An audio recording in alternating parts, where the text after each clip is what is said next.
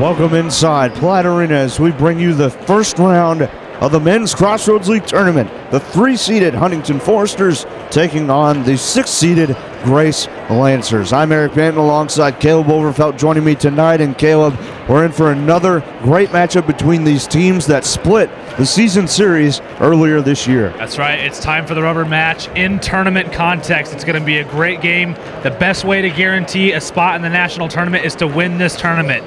Both of these teams know. Both of these teams are going to be playing their hearts out, as it may be either one's last game if a loss were to happen.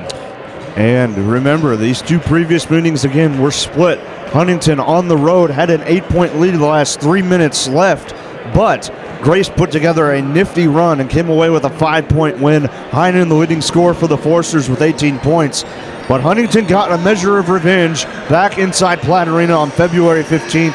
Short contributed 19 points, and Huntington came away with a 2-point win, going on an 8-1 run the last 4:50 to win over the Lancers. Right, I remember that game that happened a few weeks ago. Very close game, and both of these teams really pretty evenly matched throughout the season.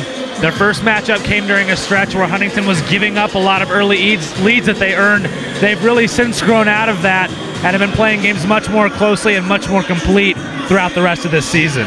Both teams coming in with different kinds of momentum, Caleb. The Foresters have won 6 of their last 8 games and 4 of their last 5. Those only losses were on the road, while Grace has really struggled as of late. They've lost 4 in a row, having previously won 8 of the last 9 prior to this current losing streak. Absolutely. So really both teams have a lot to prove. Huntington wanting to keep their streak alive.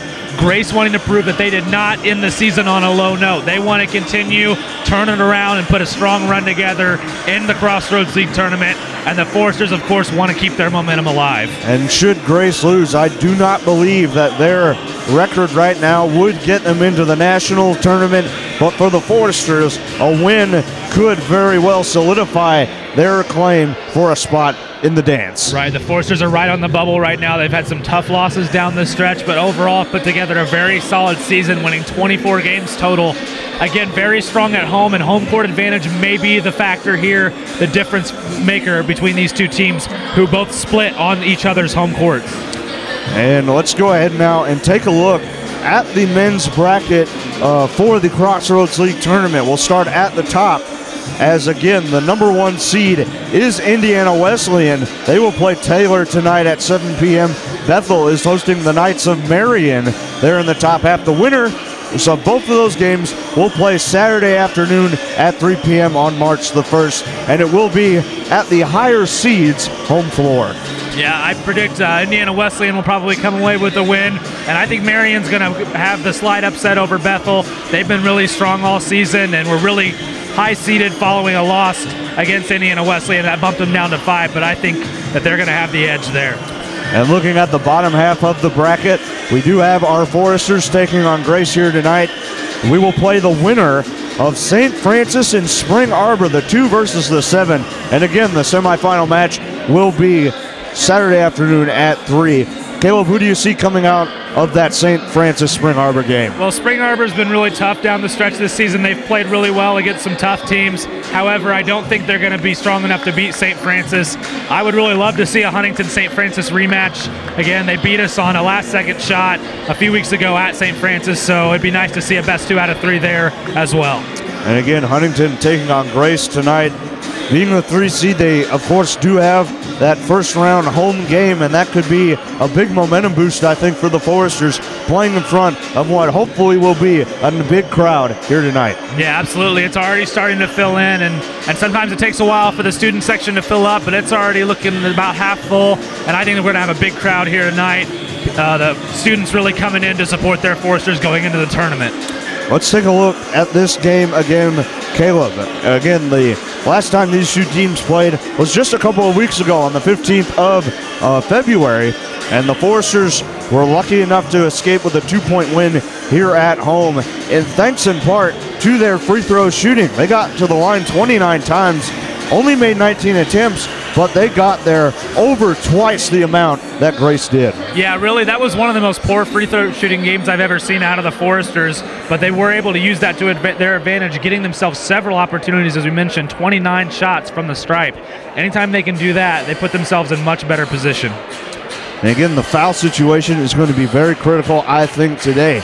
In that previous matchup, the Foresters only fouled 12 times, while Grace fouled 23 times. And again, we mentioned the free throw differential. Grace only went 7 of 11 and missed some really crucial ones toward the end of the game, particularly from Logan Irwin, the sophomore, who plays at guard. He is not a very good free throw shooter. No, he's not at all. And speaking of Irwin, I think that shutting down their top scorers, being Irwin and also Greg Miller, there are 2 Millers on Grace's team, Greg Miller being the top scorer on the entire roster.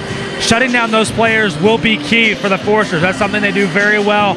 Usually get great defensive efforts out of Derek Heinen and Tyler Alt, and a lot of times we'll see Pippinger come in as a specialized defender as well. Their performance tonight covering those 2 guys may be the difference factor in this game. And again, the Foresters have come in winning 6 of their last 8 games, and their defense has been particularly getting it done the last few matchups, only allowing 44, 62, and 62 in their last 3 games. Yeah, something else they're going to want to do, and something they've been doing very well these last few games, is crashing the boards. Alec Peterson and also Shane Merriman are going to have to play tough in the paint, especially on the defensive side, pulling down those boards and limiting those second chance opportunities.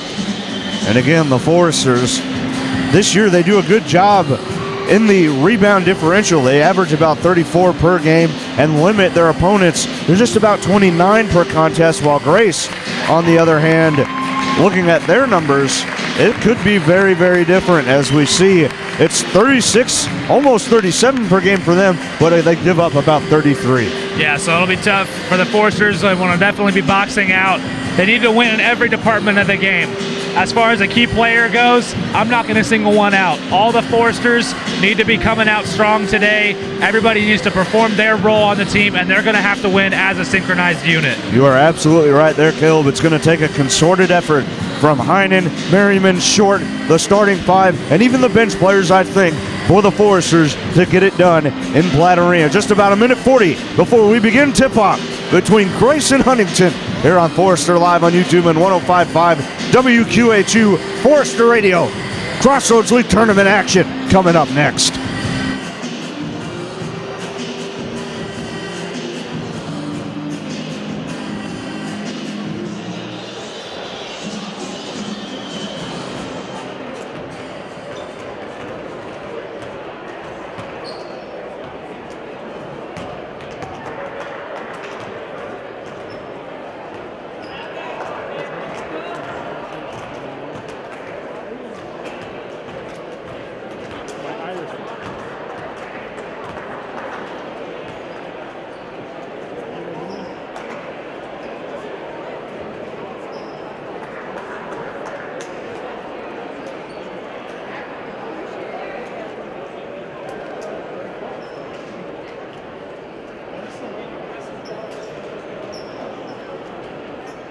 Huntington University welcomes all players, officials, and spectators to tonight's contest.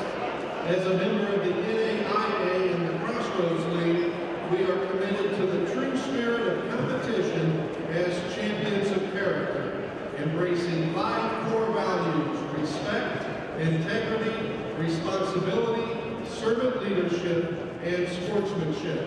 We ask each of you as a participant, an official, or a spectator to abide by these values and ask that profanity not be used during tonight's contest. Together we can create a positive, competitive environment in which our athletes may participate, our officials may work, and you, the spectator, may enjoy. Also a reminder that tobacco use is not permitted on the Huntington University campus. And now, ladies and gentlemen, we ask you to stand, bow your heads, remove your hats, and remain silent as Huntington University cheer coach Jen Carroll leads us in prayer before tonight's contest. Then please remain standing after the prayer and honor America as Huntington University students Alyssa Hazelby and Thompson sing our national anthem. Let's pray. God, we just thank you for tonight. We thank you for the teams making it here safely. We thank you for the fans that have come to support both teams. God, I just pray for each athlete here tonight, God, that they would play with everything that you've given them. I pray that as fans, God, we would be glorifying to you in everything that we do over here. God, just be with us all tonight. Give us a great game and let us arrive home safely this evening. We pray all these things in your name. Amen.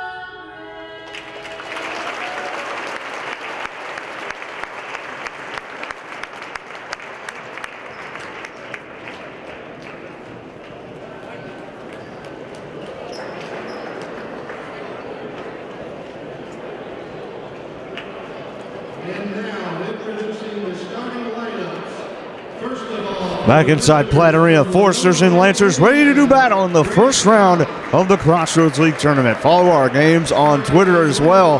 Go to @HU Hoops for our men's games, and for women's games, follow @HU_sports. And Caleb, we're just about ready to get started. Let's take a look at our probable starters, starting off with the visiting Grace Lancers. Grace will be going with a two-guard set. Logan Irwin, the sophomore, and Nico Reed, the junior, followed by the three forwards, Caleb Featherson, a sophomore, Greg Miller, the senior, and Jared Treadway, also a senior. For the Foresters, they will go with two guards, two forwards, and a center.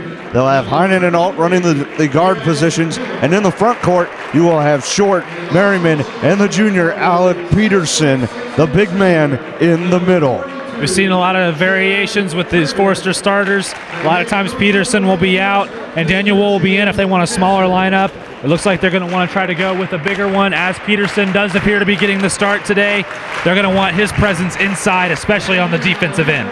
And the crowd getting to their feet, ready to cheer on the Foresters for this huge matchup inside Platte Arena. Again, the Foresters come into this game nationally ranked number 16 in the country. St. Francis, a 9-loss team, is number 12 in the nation, and that's got to sit in the stink department, I would think, if you're a Forester fan. Yeah, absolutely, and really there's going to be a really nasty matchup as we see the students trickling in, continuing to fill that crowd, and I think it's going to be an exciting game, very high energy environment for this initial game in the Crossroads League Tournament. I want to send another special shout out to our Lady Forester team, going to the semifinals and hosting here on Friday night against IWU. We wish them the best of luck, and we will have that game for you on Forester Live and Forester Radio. As many of you observed directly yesterday, a very dominant performance against Bethel yesterday, and really just outstanding job by those ladies, really surpassing all expectations so far this season. Our officials for tonight's game, Shane Franks, Kevin Smith, and Eric Lowe, as the Foresters ready to do battle here once again on their home floor in front of a good crowd in Platte Arena. Again, it's going to be the team, I think, Caleb, that rebounds the best and also may have to draw those fouls, as we saw in the last game back in February, on February 15th, I should say. Those foul shots could very well be the difference. Yeah, I absolutely agree. It's going to be a tough game all across the board. The Foresters are going to have to play maybe their most complete game so far this season. It'll be Peterson and Miller at the center ring. There's the tip. It is up, and it'll go to the Foresters. Tipped with enthusiasm, I might add, by Peterson.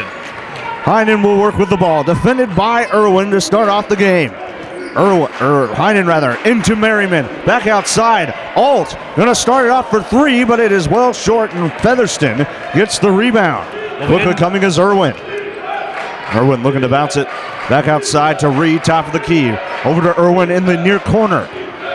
Irwin going to move off bounce pass to Featherston. Finding Reed. He will spot up for three. No good. Rebound short. Well, that initial look we saw on Grace's defense, it looked like it was very full of holes and a little bit off balance. We'll see if that persists throughout the game. Short finds Heinen, top of the key. Off to Short. Short will stop for three. Off to the left and no good. Rebound will go to Treadway, number 42. Very important for TJ to get off to a strong start. That one was very close. I wouldn't be surprised if we saw him go for that shot again. Back on the far side goes Grace. Irwin finding Miller. Miller will be defended by Peterson. Here's Reed. Off to Featherston near wing.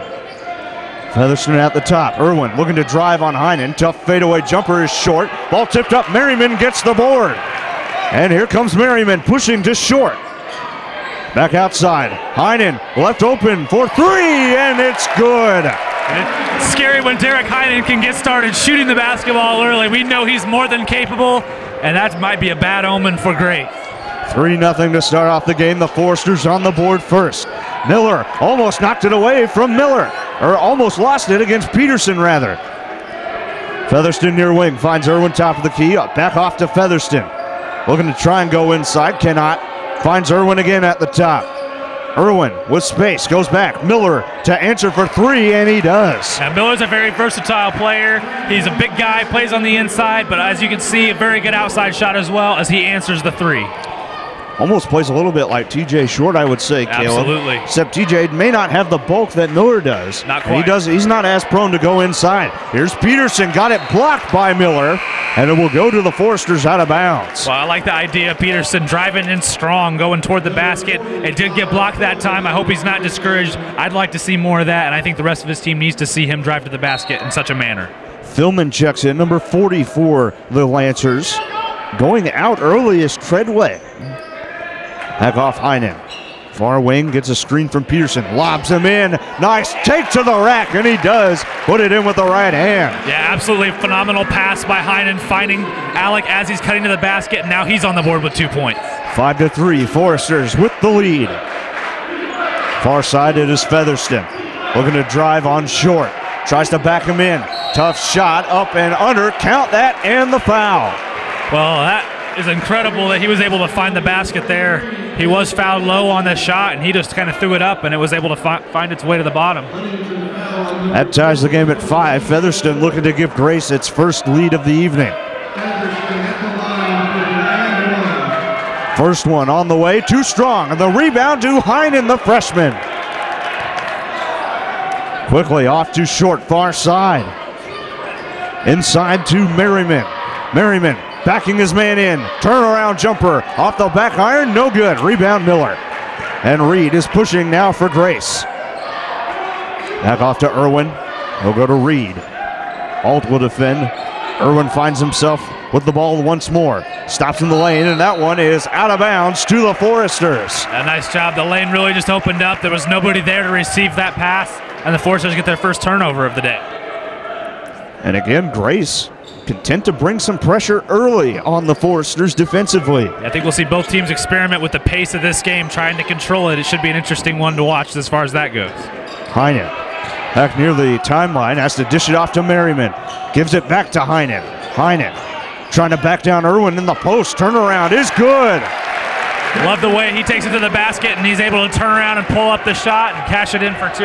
And Coach Platt was ecstatic with the effort from Heinen on that last play. Why wouldn't you be? He's got 5 of the 7, does Heinen. Here's Miller for 3, and he connects. Puts the Lancers in front by 1. Bit scary to see Miller connect 2 for 2 from beyond the arc. We don't want to see him get involved in this game. And Heinen working hard against Irwin. Right in front of the Grace bench. Dishes off to Merriman. Cross court, it's Alt. Alt trying to drive inside, has to back it out to Short. Alt will find Heinen, top of the key. Peterson setting the screen. trying to lob it to him. Here's Merriman now with it. Finds Heinen again. 3-ball is on the way, a little off and no good, but Grace loses it out of bounds as I believe it was Philman trying to go for the rebound. Yes, it was, and the ball went off his shoe as the rebound slipped out of his hand, and it looks like we're going to get to the first media timeout. Media timeout brought to you by the Huntingtonian. 8-7, Grace with a 1-point lead at 15:49 to go in the first half. And again, Caleb, it has been trying to feel a feeling out process. It almost seems like here in the first few minutes, both of these teams very knowledgeable of each other's strengths. Right, this is the third matchup of these two this season. They both know the kind of strengths and weaknesses that both of these teams have had, and they did meet pretty recently, so they've got a pretty nice updated version of each of their strengths. Both of them are attacking very strong on the offensive end. We're seeing a lot of good shots being taken by both sides, and the score really reflects that. Media timeout brought to you by the Huntingtonian. We are the media. Visit them at huntingtonian.com and follow them on Facebook and Twitter. And a 1-point lead for Grace, but it is Huntington ball and a fresh 35 after the rebound attempt went out of bounds off of Philman. And the Foresters find themselves back with the ball. No changes for them out of the break. And likewise for the Lancers. Be interesting to see how the Foresters try and combat the defense provided by Grace. They've been pretty tight on these Foresters so far. Especially on the inside in the paint. Alt looking to get it in. Goes deep to Merriman and finds Short. Short back to Heinen near wing. Looking for a screen. Tries to find one to Merriman. Gives him the ball. Now he'll back down Philman. Kicking it back out. Short. Swing to Heinen at the far wing. Still plenty of time on the shot clock. 20 seconds. Inside. Merriman. Along the baseline. Shot fake. Had it knocked away by Reed. And it almost seemed like it was knocked away by chance as he was going up for the shot. I don't know if Reed even realized that he hit him. Back across is Irwin. He'll try and direct the offense. Finds Reed on the near wing. Back to Miller at the top. Off to Featherston. Dowell back with Irwin. Trying to go inside. Has to swing around to the top in Reed. Trying to drive on Alt. Kicks it back out. Featherston to Irwin. Pass inside. Miller. Trying to go on Merriman with 3 on the shot clock. Kicking it back out. Irwin could not get it off. Yeah, nice defense by the Foresters. They got the ball to Miller, obviously trying to make something happen with him, and he drew a double team by Merriman, and I'm not sure who slid up there with him. You might have seen it, but either way, the double team very effective. Peterson checks out. Daniel Wohl sees his first action as he checks in. And so too, Grace makes a substitution. 32, Brandon Vanderhagen checks in for Featherston. And back coming is Treadway as well. He'll take the place of Philman. Inbound goes to Heinen, and the pressure backs off from Grace. Heinen again trying to battle it out with Irwin. Heinen working off quickly to the far side. Finds Merriman along the baseline. He'll try and back in. Treadway finds Wohl. Wohl, double team. Has to get rid of it as he was falling to the ground, and Wohl will be called for the reach-in foul. Yeah, not a good decision by Wohl there. He did get caught in the middle. Sometimes that happens. He fell over, tripping off of a clean defensive play, and he gets up and makes a foul in frustration. Definitely not something you're going to want to be doing. 8-7 the score, 14:34 remaining in the first half. Irwin just brings it across the timeline. Heinen will defend him. Pass goes to Miller. Wohl will try to work against him. Miller goes back to Irwin on the far side. Irwin with a screen. A long 2 on the way is good. Bit of a miscommunication on the switch between Heinen and Daniel Wohl, allowing Irwin to be somewhat open, and he was able to make them pay for that shot. Hitting it into Heinen. He picks up his dribble, finds Alt. Alt will go on the far side, defended by Reed. Alt with Wohl as a screen. Finds Short to Heinen. Inside, Merriman had it knocked away. Back inside, Merriman. Trying to work on Miller. Count that, and the foul. It was very quick thinking by Derek Heinen. The ball got tipped, and he went straight back to Merriman, whose defender was still recovering from the tip he made. And Merriman doing what he always does, getting the shot regardless of the foul. Baster will check in for Tyler Alt. We'll see how much Alt and Baster sub out today, Caleb. We haven't seen it, honestly, too much lately. But we know at one point in the season, it was almost every stoppage of play they were switching out. Right, toward the middle of the season, we saw a lot of offensive defense between those two players as Shane Merriman misses the N1 opportunity. This time we see Ryan come in for a defensive possession. Very interesting. Miller off on the far side to Irwin. Screen Treadway. Back to Miller. Left open for another three. No good. Baster providing the defensive board. Very interesting for them to go with a quick three-pointer. They're definitely going for blood right now, but for the first time ever, the first time this game, misses the three. Heinen back with it. Has to pick up his dribble. Finds Wool. Wool will lob it up into Merriman. Has an advantage, and he draws another foul. This time it's Treadway. Yep. And that's already the second team foul on Grace, 2 in a row for them. Yeah, very good, really alley-oop style pass by Daniel Wool, finding Shane Merriman on the inside of his man, letting him have the easy shot. They choose to foul and prevent him from getting the easy two. First foul on Treadway. Merriman at the line for 2. First one on the way and good. Ties the game at 10 with 13:22 remaining first half. Philman and Featherston return for the Lancers. We just saw Coach Platt talk to both of the guards just now, definitely going over to game plans and probably defensive assignments as well. Merriman to try and put Huntington in the lead. Second free throw is good.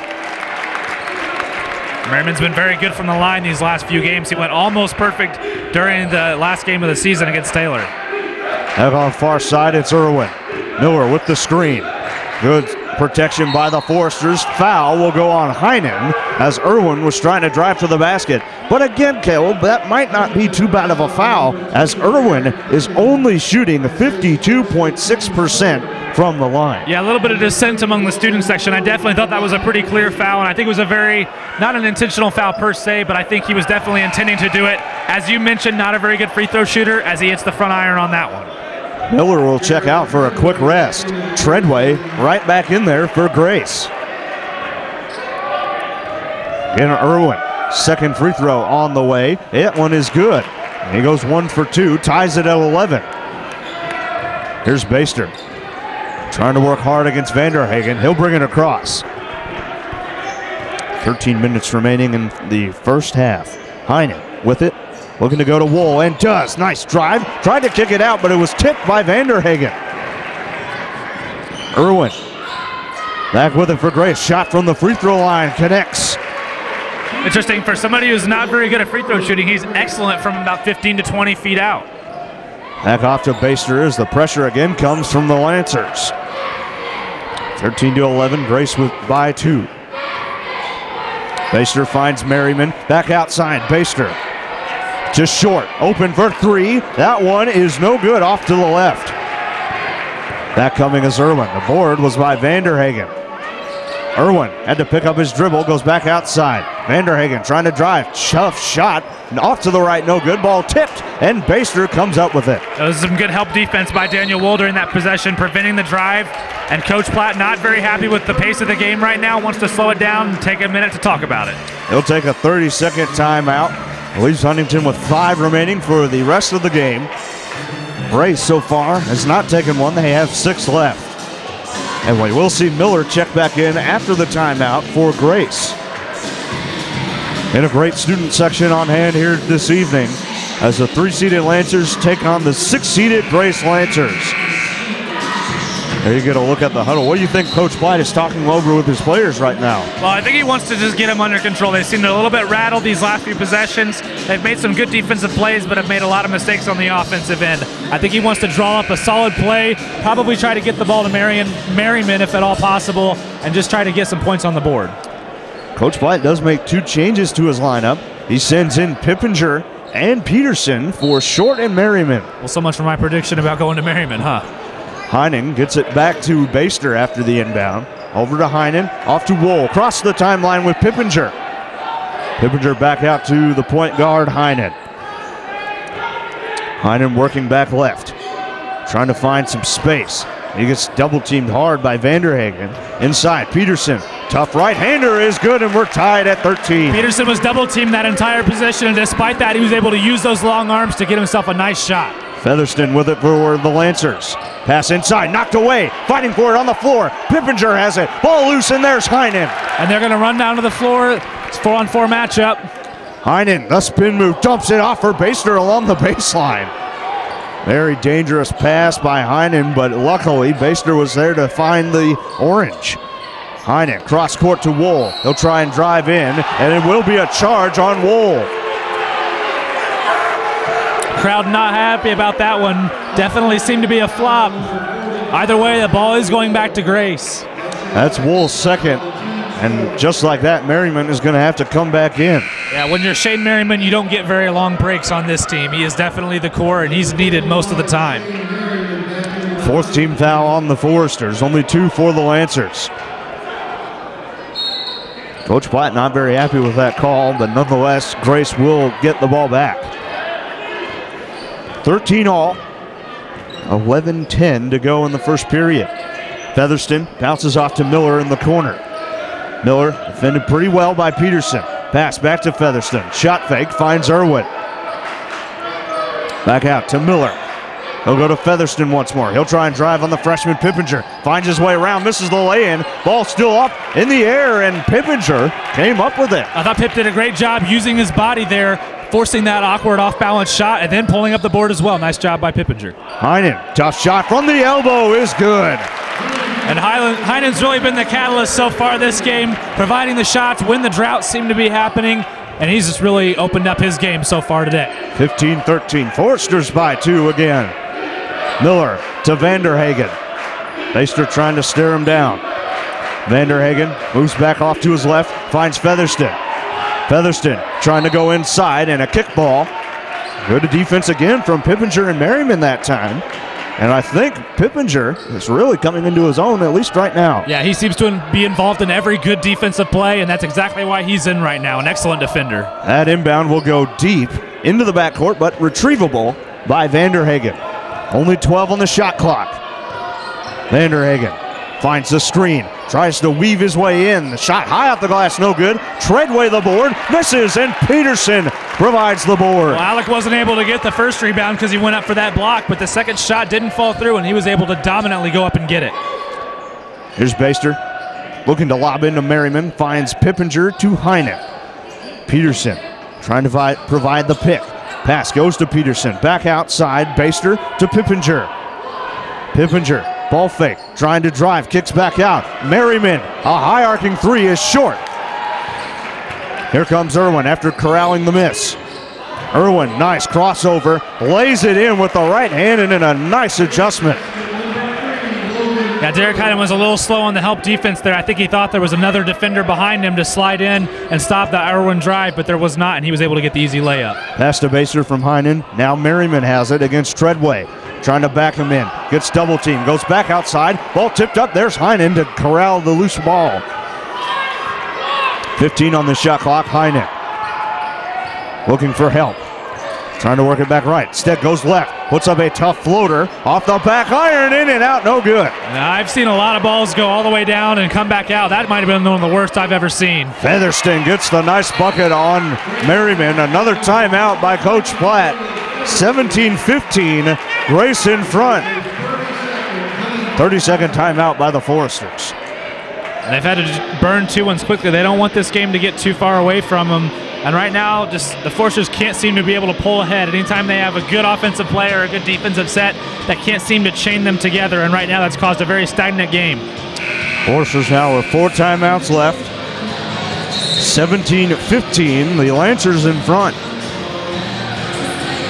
There's been a few good looks there from the Foresters the last couple offensive possessions, and that Heinen floater just about went to the bottom, but it came back out. Yeah, very unfortunate, and even the way it bounced, as we saw Brian Baster come in for that rebound, but unfortunately, since the ball bounced out the way it did, he wasn't able to time it quite right, and he missed that rebound as well. Forester ball, Alt is allowed to move along the baseline to try and get it in, but does get it just short. Back to Alt. He'll work against Reed. One change for the Lancers, rather. Number 21, Drew Perrin has checked in.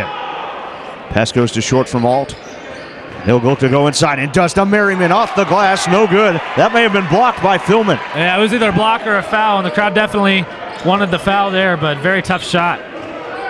Perrin directing traffic for the Lancers. He'll find Featherston far side, and Miller almost lost it off of his shin. And Peterson wise not to pursue. He realizes how important fundamental defense is against a player like Miller. Miller finds Perrin, swing to Reed.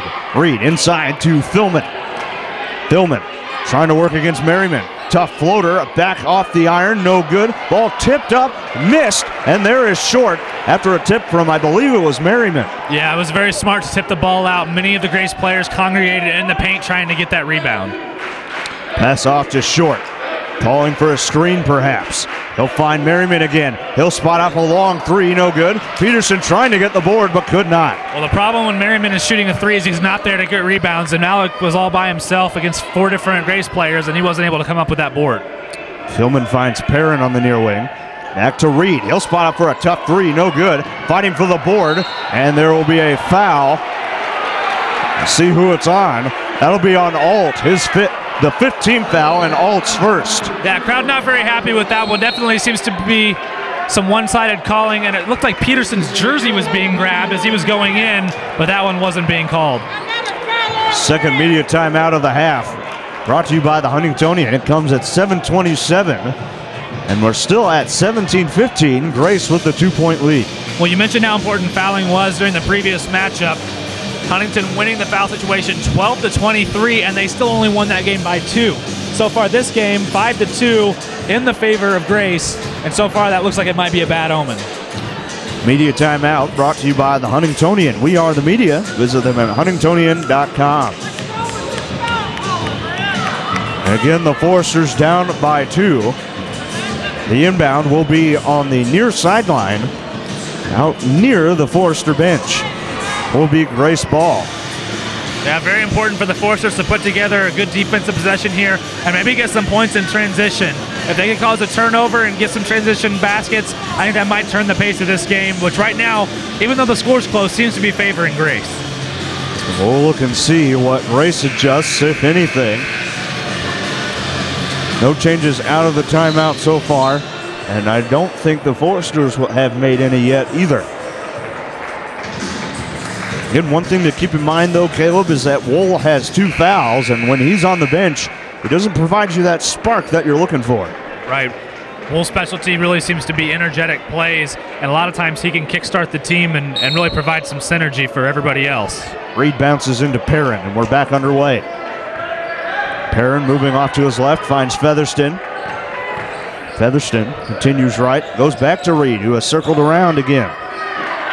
Off to Perrin. He'll find Philman, fakes the handoff, and now picks up his dribble, finds Miller. Trying to drive on Peterson, up and under, blocked away by Peterson. Excellent defense by Peterson, getting himself into position to force a bad shot and blocking it. The pass way too high for TJ Short, as it looked like Heinen was trying to push the pace a little bit after the nice block from Peterson. Well, I like the idea, as I mentioned, they really need to make something happen on defense and use that to fuel them going around on offense as well.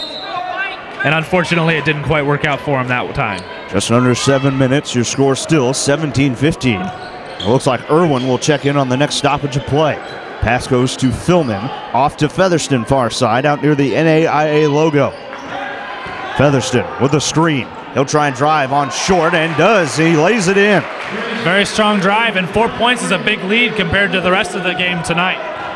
Alt will try and bring it up. He's across the timeline, finds Heinen. Heinen off to Short. Short bounces into Heinen. He'll now try and possibly back down his defender, Perrin. It's up and under. It got the foul. It seems like Grace may have celebrated a little bit too soon about that block, but came down a little bit too hard, drew some contact, and now a very good free throw shooter, Derek Heinen, will be shooting 2 at the line. Heinen shooting 76% this season from the stripe, and he can try and make it only a 2-point game. First one for Derek on the way, and good. Then Irwin checks in for Grace. He comes on for Perrin. So far, that's the only change Grace is looking to make. And Heinen will have one more free throw. And the Foresters trying to cut away this deficit, and the second one good as well from Heinen. All right, now very important for the Foresters to get another defensive possession. They were able to score. Now they need to make a stop. Reed finds Miller, off to Irwin. Philman provides the pick. Miller back to Irwin, far side. Entry pass into Philman against Merriman, trying to back him down. That one knocked away. Miller came up with it. Put up the shot, no good, and Peterson squeezes the orange. Nice defense by Merriman and Alec Peterson, really playing really tight in the paint. Short with it, far side. Merriman provides the screen. He'll give it to Shane, back to TJ. Open for three, off to the right, no good. Grace will let that one trickle out of bounds. And TJ's really struggled from beyond the arc. He's 0 for 3 now, having a hard time, but really getting some encouragement from his teammates. 19-17. Here comes Irwin. Cross half court he comes. Heinen will meet him. Pass off to Featherston against Short. Short. Playing tight defense. Almost a travel there from Featherston. Back in the corner. It's Irwin for Grace. Screen, Miller. Irwin thought about the shot, but instead swings around the perimeter. Less than 10 on the shot clock. Irwin with 2 screens. Finds Featherston. Left open for 3, and he connects. Not a good situation for the Foresters. There was a lot of switching going on, a cluster of players, and it ended up leaving Featherston open for the 3. 22-17. Grace has gotten themselves out to a 5-point lead. Pass to Alt into Merriman. Trying to back down Philman. Has to get rid of it. Back outside. It goes to Heinen. He'll shot fake and go back outside to Alt. The ref calls that he kept his foot down. That was not an up and down travel by Heinen. Heinen will go in the corner to Short. Into Peterson in the low block. Trying to fake. Goes back outside. 5 on the shot clock. Got to make a move soon. Merriman with 1. Puts up a fadeaway. That one is no good. Rebound Reed. The Foresters really struggling on offense. Really having a hard time getting a point from the field. Featherston off to Irwin, rather. He'll get a screen. Back to Miller. Back outside. Irwin left open with space. No good. Ball is tipped up, but it'll be an over-the-back foul on Philman. Baster and Pippinger will check in for the Foresters. And so too will Daniel Wohl. It'll be Short, Merriman, and I believe Alt heading to the sidelines. The Foresters taking a bit of their energy off the floor. But so far, Pippinger has been playing well defensively. Yeah, and I think he needs to get involved on offense. We saw him pretty wide open earlier on this half, and he didn't take the shot. I want him to see him take that, become more of a player on that end of the basket. Heinen will pass to Baster, near side. Baster has some space, thought to drive, kicks back out. Pippinger, a long 2, no good. Peterson got the offensive rebound. Tried to drive in, and there'll be a reach-in foul. But I think Peterson had Baster pretty wide open back around the perimeter. Yeah, he did. But either way, playing tough with the double team, drawing the foul, that's still just as good. Now it's 5-5 on the foul situation. And that's 2 on 42, Jared Treadway. Inbound to Baster from Heinen. Coach Platt calls in the play from the sidelines as the pass finds Heinen. Back to Baster, the junior. Trying to get space from Reed, finds Heinen again. He'll back down Irwin. Tough shot, knocked away and stolen. Here comes Irwin from Reed. And that one is out of bounds. He lost it himself. And that'll go back to the Foresters. Well, I think he got psyched out by Pippinger coming in, and he tried to turn, saw Pippinger was right there, and he had nowhere to go with the ball except for the HU student section. Inbound to Heinen, finds Wohl. Wohl going to go ahead and bring it across the timeline. He'll go back to Baster. Pass to Heinen. Heinen getting trapped on the far side. Has to get rid of it. How to do so quickly, and he'll have to call a timeout. And coach not happy with that. Takes him down to 3 for the rest of the game. Burning timeouts a lot more quickly, and let's hope that doesn't come back to bite him. It will be a full timeout. It's brought to you by HTV News. 3:14 remaining in the first half. 22-17, Grace with the early lead. But so far, the Foresters offensively have not done the greatest of jobs. No, they really haven't. They've missed on a lot of different attempts. We'll get the halftime stats. It'll be very interesting to see what their field goal percentage is. Definitely not one of their best performances so far in the first half. Full timeout brought to you by HTV News, your source for the latest video coverage. Find them online at htvnews.net and follow them on Twitter at HTVnews_HU. In a 5-point deficit still for the Foresters, even when they're not playing well, Caleb. Grace, on the other hand, really hasn't started pulling away yet. No, the Foresters have had a pretty decent defensive effort so far, trying to keep this game manageable, but they're really going to have to get a little bit more involved in the paint, especially right now. The outside game doesn't seem to be working. Doesn't seem to be there right now, and they're struggling to get the ball into Merriman. 21 on the shot clock for the Foresters. It will be their ball. They come onto the floor with Pippinger, Baster, Heinen, Wool, and Peterson. Do want to make note that Pippinger has some cotton in his right nostril. Must have had a nosebleed, but he is back in there and got it straight away. Yeah, we've seen that happen with a lot of different players these last few games. Peterson actually sustaining a pretty serious nose injury at one point this season. Heinen gets the inbound. Irwin staring him right in the chest. Bounce pass off to Baster. Baster trying to work right and does. Centers it, finds Heinen far side. Less than 10 on the shot clock. Wool catch and shoot along two, no good. The shooting struggles continue for the Foresters as Wool had what I thought was a pretty good look. He just wasn't able to capitalize. Irwin back with it, top of the key for Grace. They'll find Vanderhagen. Vanderhagen going to drive, dump it off for Miller, and it will be a foul on the inside. That'll go on Pippinger, his first. Wool will check out. Merriman is back in. Here are the last 2:43 in the half. Be very important for the Foresters to stay out of the bonus right now, not draw that 7th foul. Irwin to get it in. He'll find Reed in the corner. 3-ball on the way. Falling away, was halfway down, but it comes out. A lucky break for the Foresters. Looks like they completely forgot about him. It's over in the corner, and he got an open shot. It just barely didn't go in. Heinen will bounce off to Merriman. Kicks it back out. Pippinger to Heinen, top of the key. Heinen finds Baster. He will spot up for three. That one's short. Peterson finds the rebound. Back out. Baster will try again, and he makes good this time. Oh, that was such a good possession in so many ways. Peterson with another offensive board, giving that second chance opportunity, and finally Ryan Baster is able to capitalize with a three. 22-20. Foresters trailing only by 2 now. Pass to Vanderhagen. Inside, Miller almost lost it. Peterson saved it and found Pippinger. Excellent job by Peterson. He's playing like a man possessed right now. Heinen back with the ball for the Foresters. Lobs to Merriman. Looking to make a move, possibly on Philman. Spin move. Finds Pippinger. Spotting for three. A little too strong. Peterson trying to tip it in, but could not get the board. Oh, man, if that shot would have fallen in, this place would have exploded, and it would have been an excellent opportunity for Pippinger, who had a really good look. Irwin back at the top of the key on the opposite end. Passes to Reed. Against Baster. Bounce pass to Philman. Philman finding a cutting Vanderhagen. He draws the foul and makes the layup. And anytime it seems like the Foresters start to get any kind of momentum going, they do something that kills it. Now bringing them into the bonus with 1:21 left. And there's going to be the and-one opportunity for Grace. First foul on Peterson, 7th team foul. Pippinger and Baster check out for Alt and Short. Vanderhagen's and-one free throw is good. 25-20. And the Foresters back down by 5. Short trying to work on Vanderhagen and try and cross the timeline. He will and find Heinen. Minute 10 to go in the half.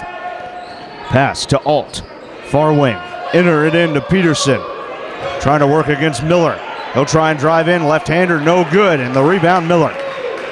I liked the movement, but the shot wasn't as well thought out as I think it could have been. He threw it up a little bit too hard. 50 seconds to play. Irwin to Miller. Off to Vanderhagen in front of the student section. And an offensive foul going the other way. That'll go on Reed. Number 22, his first. The 16th foul. 46.8 to go in the half. And any foul now will result in a one and bonus opportunity for the Foresters. Pass gets into Heinen. 25-20 as Heinen working against Irwin. Lobs it off to Merriman. Merriman has been having a tough day, trying to drive, finds a cutting Alt, and he lays it in. Lizacio get involved there in the right place at the right time and capitalizing with a 3-point game with the shot clock turned off. 25 seconds of counting.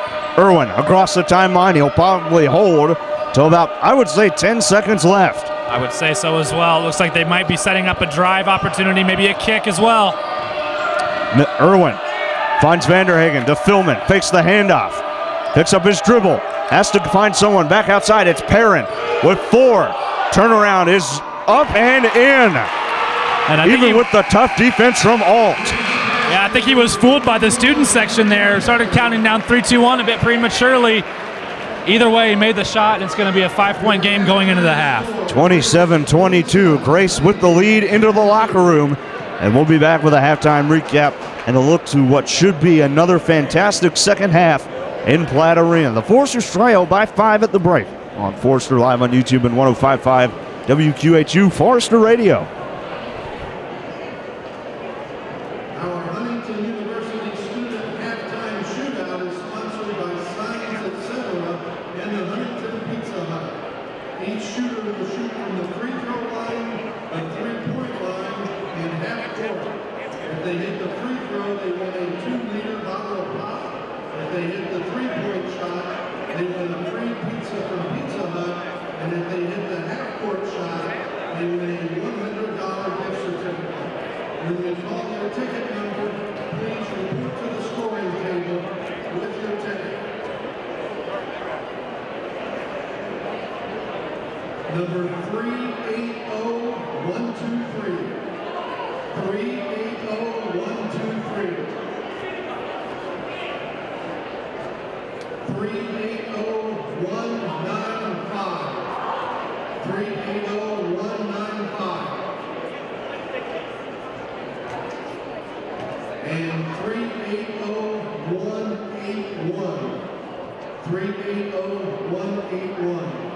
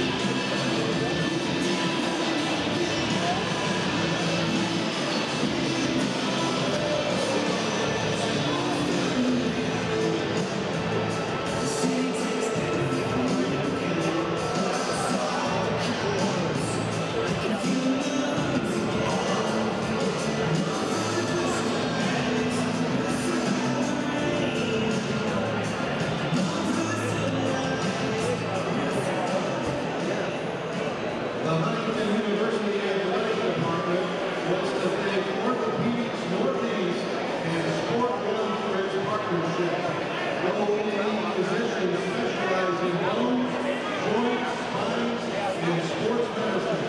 OED also has athletic trainers that provide team coverage to area athletic programs, including Huntington University.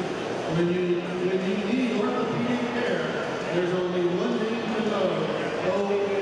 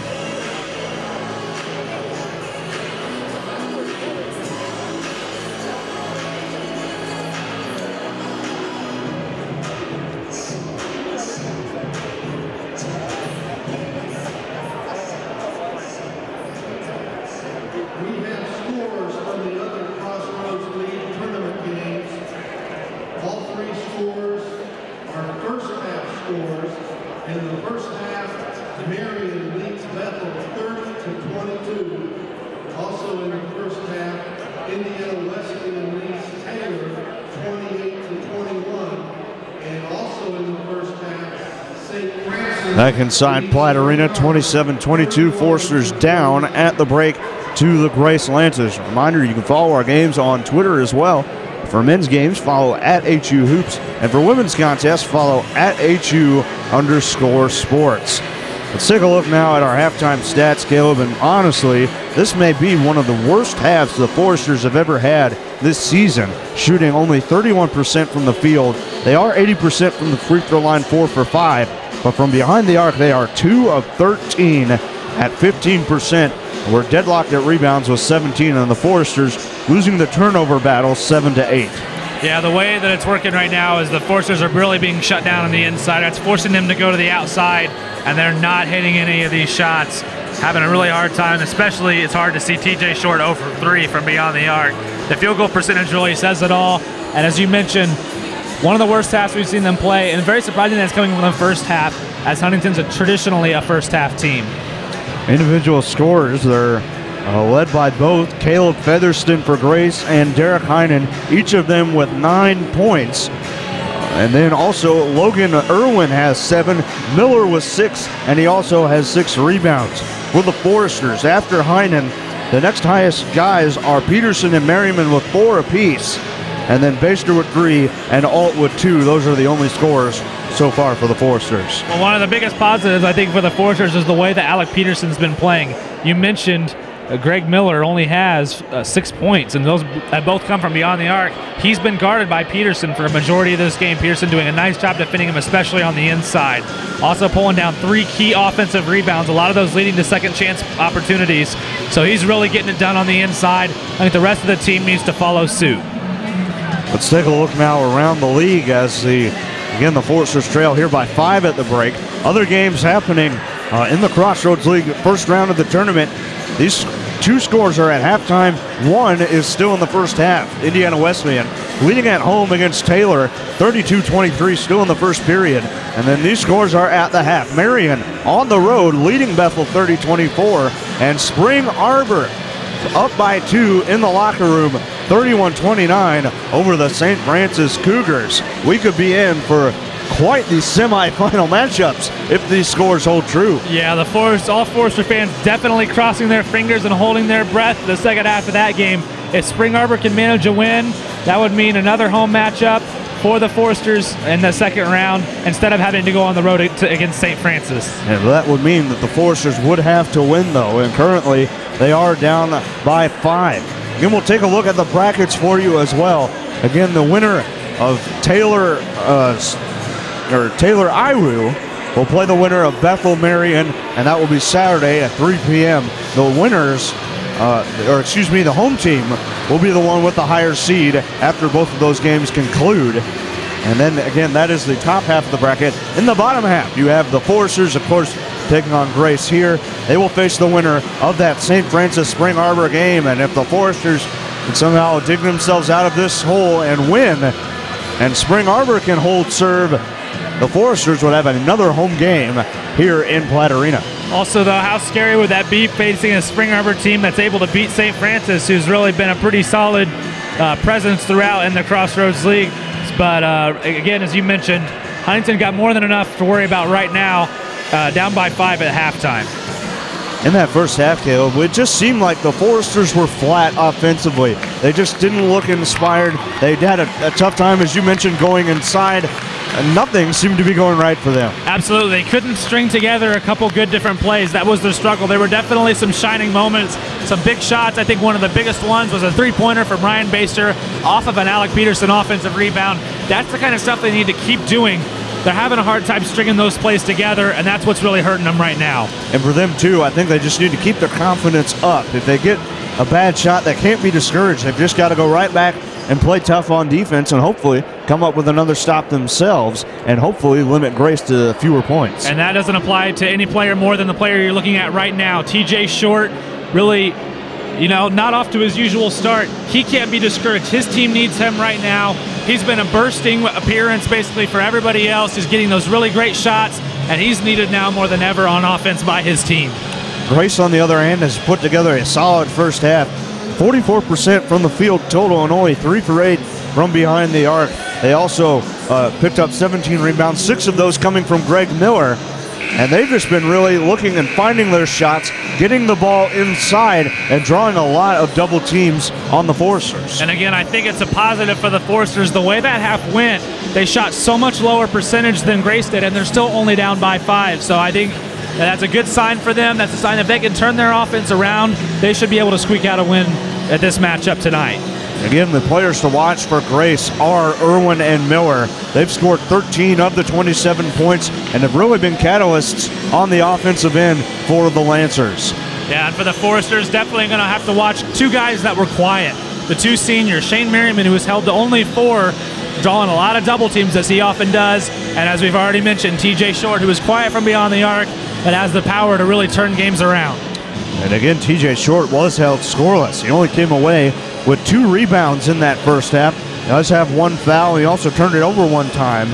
But as we mentioned, TJ Short, once he sees that ball go in the hoop, I think his demeanor will change a little bit, and he'll feel a little more confident from the field. Absolutely. We'll also continue to watch the X factors for the Huntington University Foresters. Alec Peterson playing an excellent job in the paint, and Derek Heinen, the leading scorer for the team right now with 9 points.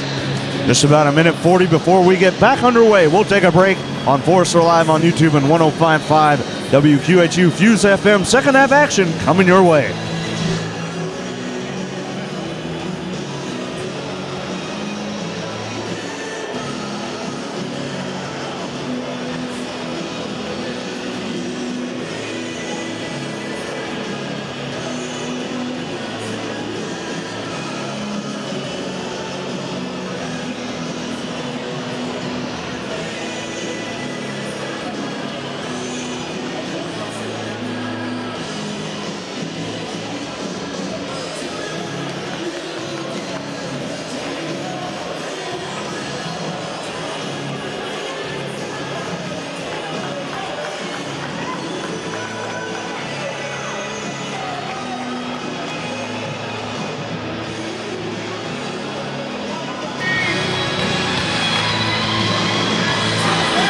Back inside Platt Arena, your score at the break, 27-22. The Foresters trailing by 5 to the Lancers, who come in as the 6th seed.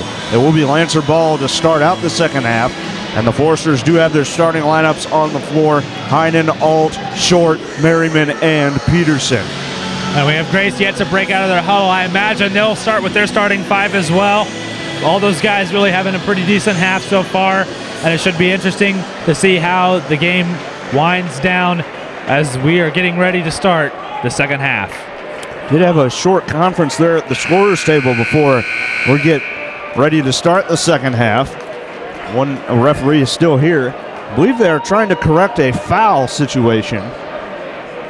They must have that corrected. It's all straight away, and we are ready to begin. And the Lancers begin with Reed, Featherston, Philman, Miller, and Irwin. So an interesting move, not starting Treadway here in the second half. Pass goes to Irwin. Irwin trying to work against Peterson, has to kick back out Reed. Reed, a tough floater, is good. Well, how that one went, I'm not quite sure. It looks like he lost the ball, really, but it was a very nice shot, and it did go in to start off.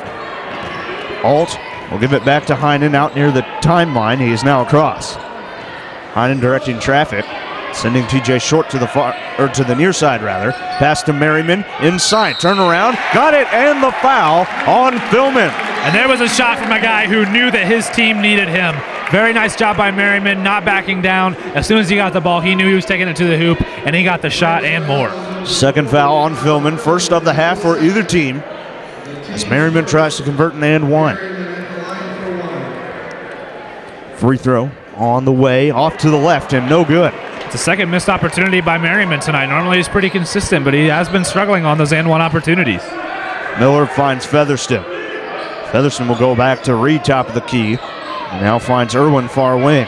Irwin trying to make something happen with his dribble. Left open for a long 2, no good. Rebound Short. And back off to Heinen. 29-24, Foresters trying to cut down the deficit again. Short, far side, finds a cutting Heinen. Heinen and a drive in, and that'll be an offensive foul on Heinen. Well, that's definitely setting a precedent, showing these players that they're not going to be able to make contact on the offensive side. They've really been favoring the defender in those situations so far tonight, not calling many blocking fouls, and that's the second charge called tonight. And the Boo Birds starting to come from the student section, and they do have a beef, I think. They're with the officials. Near side, it's Irwin. Irwin looking for help. He'll bounce off to Philman along the baseline. Philman trying to drive in on Merriman, trying to back him down, turn around with the right hand off the glass, no good, rebound Peterson. Peterson still doing a nice job on the boards. That's Peterson's 5th on the night, as Short has it far side. He finds Heinen. Cross court, he goes to Alt. Alt working right, trying to go baseline against Miller. Has to kick it out, but out of bounds as he was trying to find Short. Well, that's one that Alt wishes he could have back. He drove in and got trapped along the baseline, had to kick it out, and he led TJ Short a little bit too much, causing the turnover. Miller will get it into Irwin. Irwin looks to the sidelines, and head coach Jim Kessler of the Lancers gives him the play. Reed, far wing, goes to Miller, top of the key, swing to Featherston.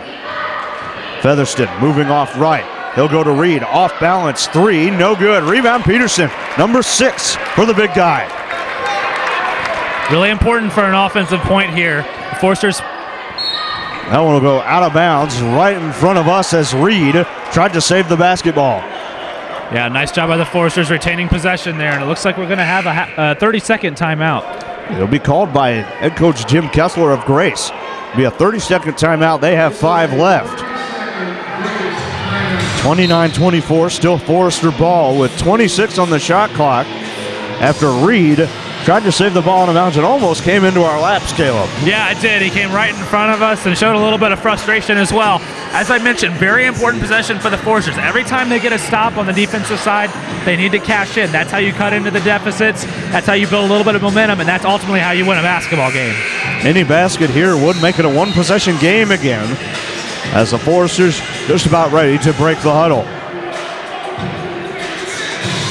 And again, an interesting move, Caleb, by Grace, not going with Treadway to start out the second half, who did start out the basketball game. Yeah, they must not have liked the different assignments, and they're really putting him on Peterson right now, saving Miller to guard Merriman. Treadway was held scoreless in the first half and did have 2 fouls. Heinen will bounce off to Merriman, and a foul on Miller. And the beef you mentioned between the student section and the refs instantly vanishes as they call one in favor of the Foresters. Second foul on Miller.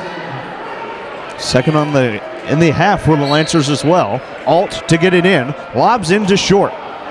Short finds Alt. He'll spot up for 3. It's no good. There's Peterson again with the rebound. Trying to work around Miller, and he did. That was awesome. As soon as he got that rebound, he knew he was going straight up to the basket, and he does so. Nice possession for the Foresters. 3-point lead now for Grace, 29-26. Philman off to Reed, out near the Forester logo on the far side. Now to Irwin. Miller provides the pick. Peterson tries to give chase. Runner in the lane is good by Irwin. Excellent drive. I thought it was very well defended by the Foresters, but he was able to find the basket regardless. And again, the Foresters having a hard time stringing together good offensive and defensive possessions. Short will hand back to Heinen. Irwin to defend. Heinen moves right. Out to the near wing now, trying to go inside, but goes to Peterson. Now Merriman has it. Tough spin move in the lane. Got it with contact. And now the inside game starting to open up for the Foresters now with that 2-pronged attack between 33 and 55. Miller to Featherston. Bounces off Philman to Reed. Now Irwin has it. Philman the screen. Irwin almost got loose. Passes inside to Miller. Tough D by Peterson. Put it up. Get that out of here. Alec Peterson is playing better than I've seen him play all season right now. And the Foresters can possibly tie the game with a 3-pointer. Bounce pass, Heinen into Merriman. Turnaround is short. Ball knocked back out, and Irwin gets the board. Very unfortunate to see that. I thought we might see another and one opportunity by Merriman, but the ball does not fall in. Reed back at the top. Swings off in the corner. Miller 4-3. Short. But there's Featherston for the board and lays it back in. Yeah, Merriman just sat and watched him grab that rebound right out from under him. I think he was surprised to see him come through with that kind of speed. Heinen trying to work loose against Irwin. Merriman provides the screen.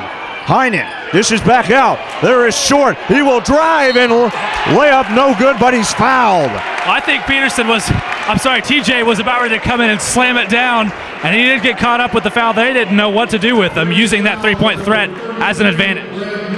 Miller with the foul. That's his third. And we've hit the first media timeout of the half, brought to you by the Huntingtonian. It's 33-28, but 2 free throws coming for TJ Short. Yeah, again, I got a little bit surprised there. I thought for sure he would take that wide open three. Three-pointer hasn't been working out for him tonight, so he decided to use his three-point presence as an advantage to drive in, and I thought he was going all the way for the hoop. I thought he was too. That would have been quite the scene down there on the baseline. Oh my goodness, it would. Either way though, nice job driving in aggressively, maybe getting Short involved a little bit more on the offensive side. Media timeout brought to you by the Huntingtonian. We are the media. Visit them at huntingtonian.com and follow them on Facebook and Twitter. That is now the third foul, again, as I mentioned, on Miller. So that is very, very key, I think, for the Foresters to try and get some momentum on their side, getting one of the big-time players for Grace in foul trouble. Well, they've already kept him out of the game pretty well, comparatively speaking, to how he normally does. He's much below his point average so far in the game, and I think they need to keep that up, and these 3 foul situation is going to put him in a tough situation. If he goes off, he's not able to help his team. If he stays on, he's going to have to play very passively against a red-hot Alec Peterson right now. Short is at the line for 2. And TJ this season really hasn't gotten to the free throw line very much.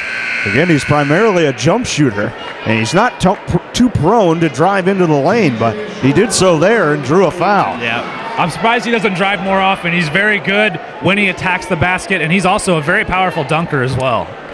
Again, Pippinger has checked in. Short's first, comes back out. Very important, I think, for this next shot to go through just for his sake. Short's second on the way. That one is off the front iron. Reed will bring it up for the Lancers, and he'll work it off to Featherston, back to Reed. Crowd chanting for the defense to bow up once more. Reed finds Featherston far side to Irwin, top of the key. Off to Reed, has some space, spots for 3, no good.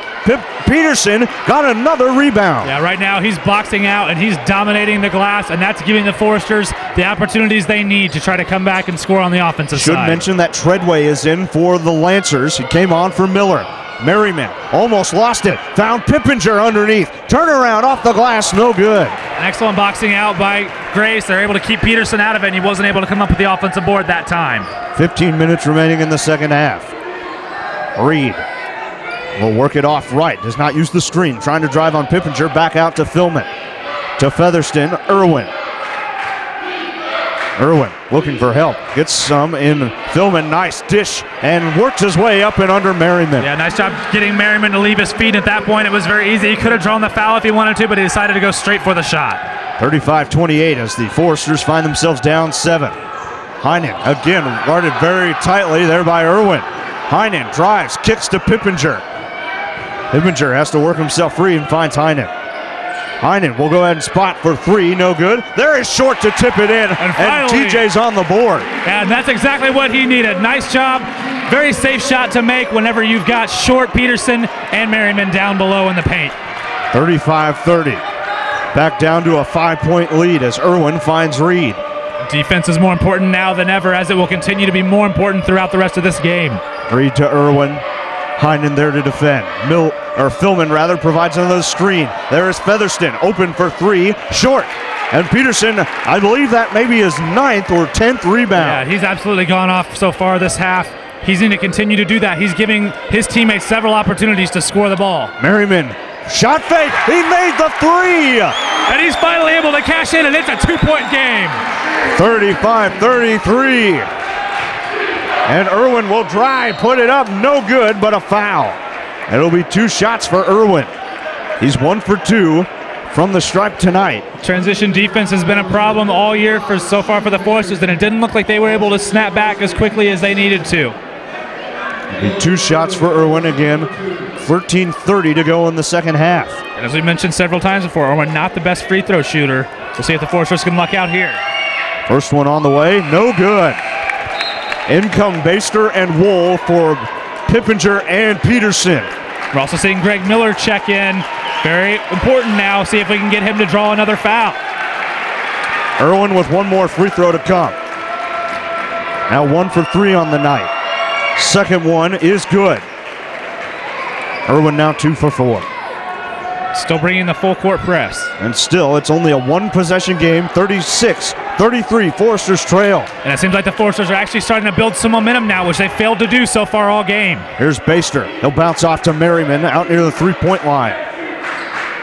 Merriman trying to drive on Treadway. Tried to find Short, but it was knocked away by Vanderhagen, I should say, out of bounds.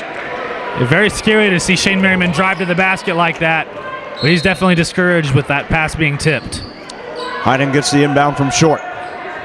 Trying to get some space. He'll work it back out to Wool. Wool finds Short. Swing it to Baster. Baster guarded tightly. Back to Hyden near the top of the key. 3 on the shot clock. Got to make something happen. Baster, shot fake, put it up. Off the front iron, no good, and the rebound, Miller. And Daniel Wool seemed like he had the rebound, but it just seemed to have fallen out of his hands. I thought that was a really good shot by Baster. Sad that it didn't fall in. Irwin off to Vanderhagen. Treadway the screen. Vanderhagen will drive. Floater on the way, and that finds the bottom of the cup. And again, the Foresters able to get a little bit of momentum going, but just as soon as it gets going, it stops, and now they're back down by 5. Heinen, driving kick off to Wool. Wool losing it, and that'll be a charge. I'm not even quite sure what to say about that. Third foul on Wool, 3rd in the half. And the student section is irate. To put it nicely. Back to the Lancers as they lead it again by 5, 38-33. Both teams working with 3 fouls now. 12-20 and counting. Featherston with it, bounces off to Treadway. Treadway finds Vanderhagen near wing. Into Miller on the low block against Wool. Turnaround jumper from Miller is good. And Grace is back up 7. 40-33 as Hynden works with it far side. He'll go to Short on the wing, back out to Baster. Baster to Wool. Wool against Miller, trying to drive in, and they get the reach-in foul on Miller. That's his 4th. Yeah, very big situation there. Miller was going to have to come out of the game, and the Foresters, I wouldn't be surprised if we see Peterson come back in. Coming in as Philman. And again, we mentioned Miller is now off the floor. It looks like Daniel Wool will stay on the floor. Short to inbound with a fresh 35, finds Wool. Back to Heinen. Heinen looking for direction. Picked up his dribble at the high post and went inside when Baster came outside. Very, very, very frustrating game to watch right now. I see dejection on the faces of players and fans alike. Wanting to see this team put together a bit of a run. 11:35 to go, second half. Vanderhagen to Featherston. Featherston works it left. Centers, kicks back out to Irwin. Irwin, again, back at the top of the key. Goes inside to Philman. Philman has to go back out. Tipped by Heinen. 10 seconds on the shot clock. Irwin knocked away and stolen by Heinen. The ball bounced off of Daniel Wool inside, and Heinen was aware enough to grab it. Baster into the corner with Short.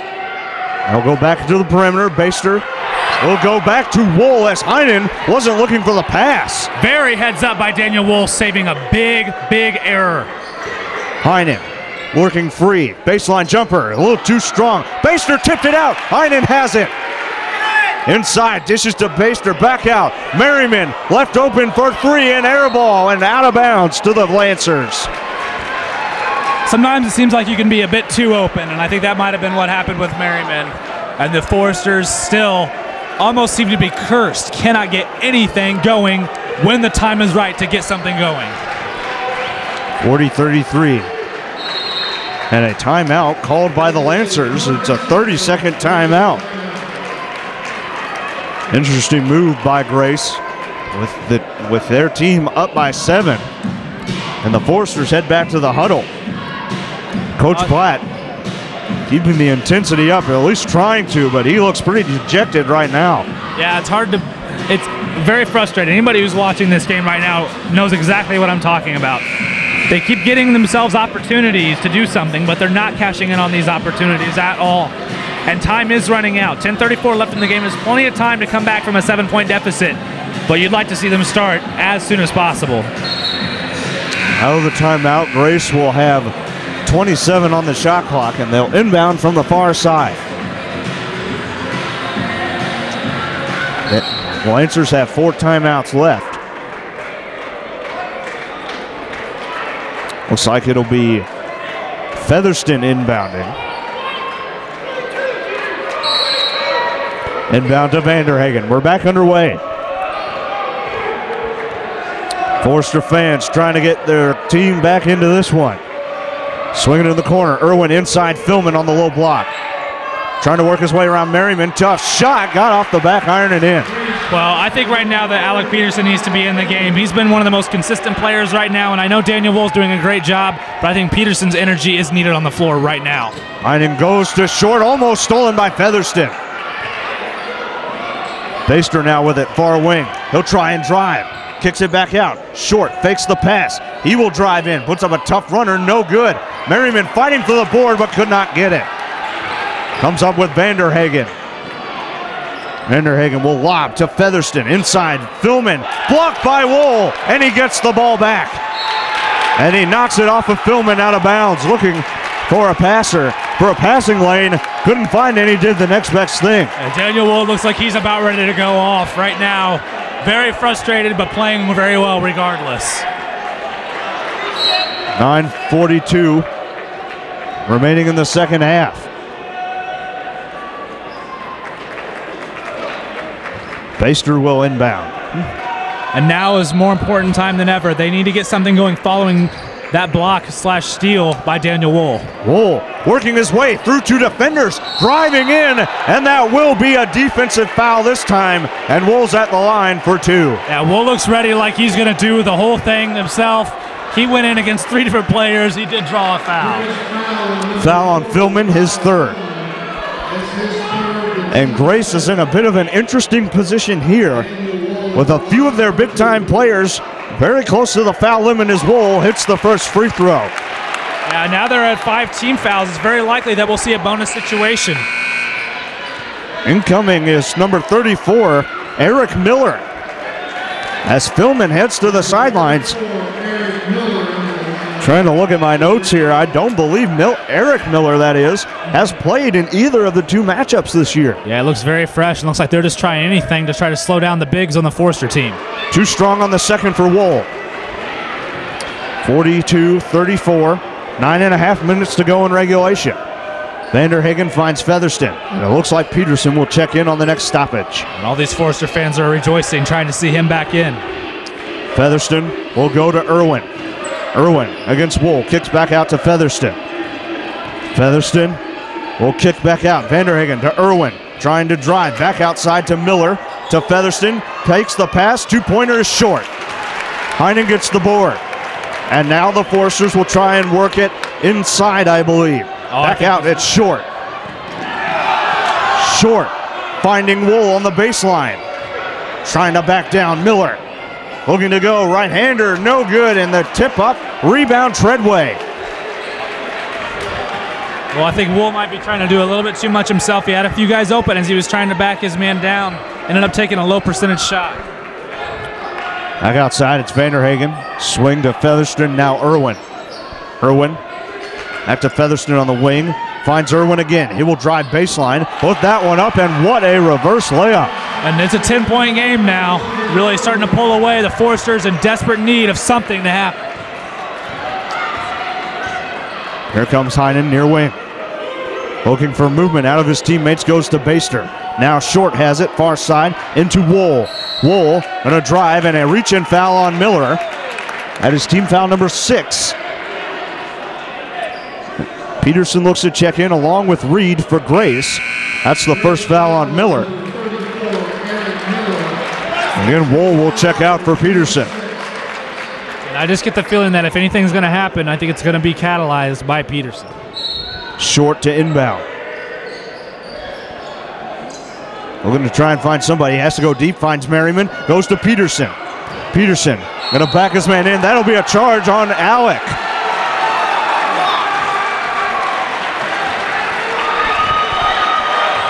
That'll be number 2 on Peterson. 4th team foul of the half.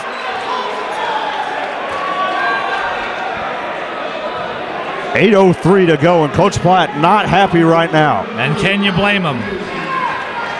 44-34. Race with their first double-digit lead of the night, and it's by 10. The 6th seed looking to try and upset the 3. Miller holds on and goes back out to Irwin. Irwin still holding on to the ball.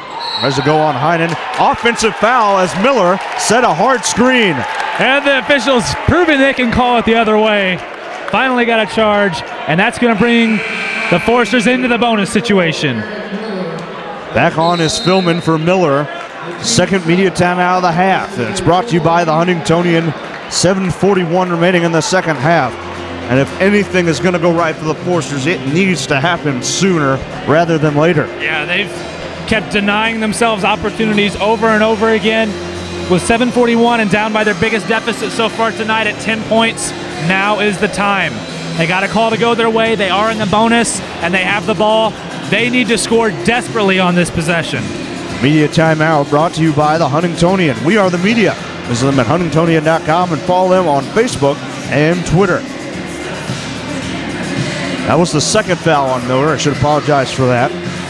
And again, that is team foul number 7, but no free throws because it was an offensive foul. And there you get a look at the student section, who is, needless to say, been quite animate this evening about the play calling by the officials. Yeah, but it's good to see some life out in that student section, showing their Foresters a lot of support, and they're going to be more necessary than ever in the next 7:41 left to play in this game. In a 10-point deficit for the Foresters. If they want to make a comeback, it's got to be right now. Rice has now broken their huddle. They'll be working with Philman, Treadway, Vanderhagen, Irwin, and Reed. And Greg Miller's still out of the game.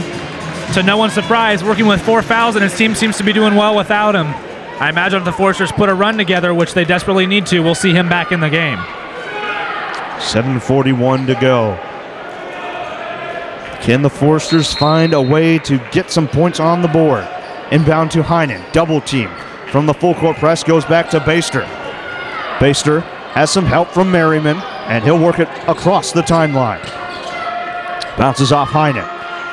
Heinen looking to go on Irwin, drives baseline, kicking it back out. Baster in the corner. And I think Peterson wanted that basketball. Here is Heinen driving inside, and he draws the foul. And that puts Derek Heinen at the line for 1 in bonus. It'll be 2 shots, as Heinen was in the act of shooting. Even better. First foul on Irwin tonight. First one on the way, good for Heinen. Derek Heinen's been so good from beyond the stripe these last few games. Alt will check in for Baster. Oh, I think this is the Foresters' best lineup they have right now. This is the starting 5. All these guys have earned their spot, and right now they need to prove it. Heinen second on the way, good. And honestly, Caleb, a rare 2-for-2 trip to the stripe for the Foresters tonight. They have had their struggles today. Yeah, they've not been shooting well, but they've gotten several opportunities, and that might be what this game comes down to. 8-point lead. Irwin goes off into Treadway, trying to work on Peterson. Picked up his dribble, back outside Irwin. Irwin, floater in the lane, swirls home. I've been very impressed with Irwin's driving. No matter how much defense and help he draws, he's still able to find the basket on those floaters. Alt working against Reed, goes behind the back, has to work it across the timeline, and just barely does to Heinen. Heinen, top of the key. Trying to drive inside, has to pick up his dribble. He'll go back out to Short, into Heinen again. Trying to work in, fadeaway jumper, in and out, no good. Rebound, Treadway. And the Foresters' struggles from the field continue. Starting to feel a little bit desperate. Irwin. Off to Treadway, now Vanderhagen. Far side, Philman to provide the screen. Vanderhagen drives, and it's knocked out of bounds by Short as he tried to go for the steal. Grace ball with 17 on the shot clock. Irwin to inbound. Short will try and defend the inbound pass. Irwin will go very deep to Vanderhagen, and it's out of bounds. Nice job. I liked what Heinen was doing there, putting some pressure on him, making him freak out a little bit, and that's exactly, I think, what happened, and the ball went out of bounds. 46-36, 6:12 to go. I think now would be a great time for a TJ Short three-pointer. How about you? I would agree. Heinen receives the inbound pass, has a screen from Merriman, working off to his right. Goes to Merriman, top of the key, now Baster. Back to Heinen. Heinen with the screen, working right, open for two, no good. And again, Reed the defensive board, and Grace will try and slow things down now. Reed off to Irwin near side. Tillman again provides the screen, but Irwin will go back around the perimeter to Vanderhagen far side. Irwin with it again. Working right. Left open, bounces off to Treadway. Back to Irwin. Irwin driving in. That is a charge, and Irwin's second foul. Very nice job. It moves the Foresters into 9 team fouls, so the next defensive foul will have them shooting 2 free throws. Very, very important there. Unfortunately, it wasn't the 1-and-1 like the Foresters wanted to try and put points on the board. But again, that means they are one away from the double bonus. Well, they seem to be hanging on defense, but can't get anything going on. They've got to score this possession. Heinen across the timeline. Pass goes to Short, far wing. Looking for help, finds Merriman. Merriman trying to direct the offense, goes to Peterson. Now Heinen has it again. Peterson the screen. Heinen back outside, Baster. Baster works himself free. Fade away is good. Nice shot by Baster. That's exactly what they need, and coach wants a timeout to make sure the defense is ready. Full timeout brought to you by HTV News. 2 left for the Foresters in regulation. 5:05 to go. Alt will check back in for Baster. Looks like they're ready to go offense, defense again, and a nice shot by Baster. Choosing his shot very carefully. He had one opportunity, but he chose to pump fake, slide over, and take another one closer to the baseline, and he was able to cash in. That's what the Foresters need to do. Now they need to get a run together, get some momentum, and maybe they can turn this game around. Full timeout brought to you by HTV News, your source for the latest video coverage. Follow them online at htvnews.net and follow them on Twitter at HTVnews_HU. 5:05 to work with, and again, time is starting to slip away from the Foresters, but they do need one stop, I think, or maybe 2, and try and get that momentum on their side. Yeah, I think right now you got to take the game one possession at a time. They need to start getting turnovers. Any shots by the other team is unacceptable at this point in the game. They need to get turnovers, they need to force bad shots, and they need to get rebounds. Then they need to take the ball on the other side and make them pay for it. And more importantly, I think they just need to keep drawing fouls. Again, they're only 1 away from the double bonus, and that would mean 2 free throws on every foul the rest of the way.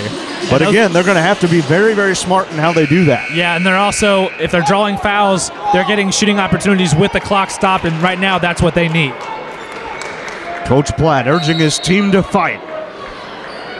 Irwin gets the inbound. 5 minutes to go. Irwin off to the near wing. Vanderhagen works it back to the top, swings to Reed, and Reed out near the timeline finds Irwin again. He'll pass to Vanderhagen. Again, Grace content to waste some clock here, trying to drain it on the Foresters. Defense by Heinen and also by Alt. Vanderhagen trying to drive on Short. Picked up his dribble, back out to Irwin. 5 on the shot clock. Irwin finds Vanderhagen, working left. Puts up a tough shot, no good. Ball fought for, and Peterson got the rebound. Yeah, I don't know how that wasn't an over-the-back foul, but regardless, an excellent defensive possession. Everybody defending their man away from the ball. A reach-in foul, and that is team foul number 10. That's exactly what the Foresters needed to do. Get really their best free throw shooter tonight. I think in the second half of the season, the best free throw shooter on the team. Oh, I'm sorry, it looks like Shane Merriman's going to the line. Fouls on Philman, his 4th. Foul was away from the ball, and again, Philman having 4 is huge. And it looks like we'll we're going to see Miller come in. He's working with 4, though, also. If they could get a foul on Miller, that would be huge. First one good from Merriman, the senior. trying to claw the Foresters back into the ball game as Philman checks out, Miller back in. Well, Miller's going to have to play very passively, and I think that the Foresters can use that to their advantage. Even if they don't get him to foul, they can play very tough in the paint against him. Merriman's second. Good. And in comes Featherston for Vanderhagen, also for Grace. And the Foresters have cut it down to 6. Defense more important now than ever. 4:20 remaining. And the crowd is livening up Platt Arena. Reed works it left to Featherston. Now Irwin. Irwin screened by Miller. Irwin against Heinen. Will drive, a foul on the floor. That's only the 15th foul. Foresters do have one more to give as Heinen is called for the reach-in. That's his third. Yeah, not exactly ideal, but not a horrible situation either. They do get a fresh 35 to work with, which is a bit of a bummer for the Foresters, but no easy opportunities. Here's Reed. Got the inbound rather easily in the corner. He'll back it out to the timeline. Now far side on the wing. Centers it back with Featherston. Featherston to Reed. He'll put up a deep three, short, and Peterson the rebound. Well, if you ask me, that was a horrible decision to make. You don't want to shoot that kind of three with that much time on the clock. Not complaining here, though. Heinen working with it for the Foresters. Lobs it off for Merriman. Turnaround is good. And Peterson was there and tipped it in just in case, but it got in either way. And 4-point game now. 46-42. Pass into Treadway. In the lane. Picks up his dribble to Featherston. Offensive foul on Featherston. There's Merriman taking the charge. And a very wide grin from ear to ear from Shane Merriman as his team's finally putting together the run that they needed. Timeout. Timeout by Grace. And the crowd, as loud as we've heard them, I can barely hear myself talk right now. 3 timeouts left for the Lancers. Full timeout brought to you by HTV News. And the Foresters have gone on a 6-0 run, and they have a chance to get it down to 1 possession again. Absolutely. They've been doing everything they need to do. Why they waited until now to do it, I'm not quite sure. But as they say, better late than never. 3:17 in regulation to go. This full timeout brought to you by HTV News, your source for the latest video coverage. Foresters seem to be running on complete determination right now. Shane Merriman going straight to the basket. Maybe got fouled. Definitely a lot of contact down there. And, of course, it's going to be physical in the paint. But he's able to come up with that basket regardless. That was the first foul on Featherston. Again, the Lancers well over the double bonus limit, I should say. But that will not result in three. I can't talk now, Caleb. What's up with that? Well, it's been free throws. Free throws. There we go. No free throws on that foul for the Foresters, but they do have a chance, again, as I mentioned, to get it down to a 1-possession game when, honestly, Caleb, things looked very bleak about 4 minutes ago. Yeah, they did, and it's nice to get the crowd back into it. They're as excited as we've ever seen, and these next 3 minutes are sure to be good ones. We hope you're sticking with us here on Forester Live and on Forester Radio. It is quite a ball game. Baster to get it in, finds Heinen. And the pressure backs off for the Lancers. Very rare that they've come out of that full court press. Should mention that Eric Miller has checked in for Grace. Very interesting. We saw Greg Miller come out. Heinen, bounce pass to Short in the corner. Short will find Heinen. Peterson, the screen. Heinen for 3, in and out. Peterson, the offensive board. Turn around and lay it in, sir. And it's a 1-possession game. 2 points. Alec Peterson is on fire. 46-44, 8-0 run by the Foresters. And you can barely hear it here. All this crowd on their feet. And a timeout again by the Lancers. A full timeout. They have 2 left. And it's brought to you by HTV News. Well, Grace can't hear what they're doing on offense because it's so loud in here. The crowd really working as a 6th man right now, helping out their team. They're excited by what they're seeing. And, man, how about Alec Peterson having a career game tonight? I agree, Caleb. He has come out guns a-blazing here in half number 2. He has gotten the Foresters back into this game emotionally and physically, getting it down to a 2-point game. Yeah, those offensive rebounds have been key, and he's pulled down several tonight. I've lost count. He's over 10 for sure. Yeah, absolutely. Doing an excellent job and being very aggressive when he pulls him down, going straight back up for the bucket.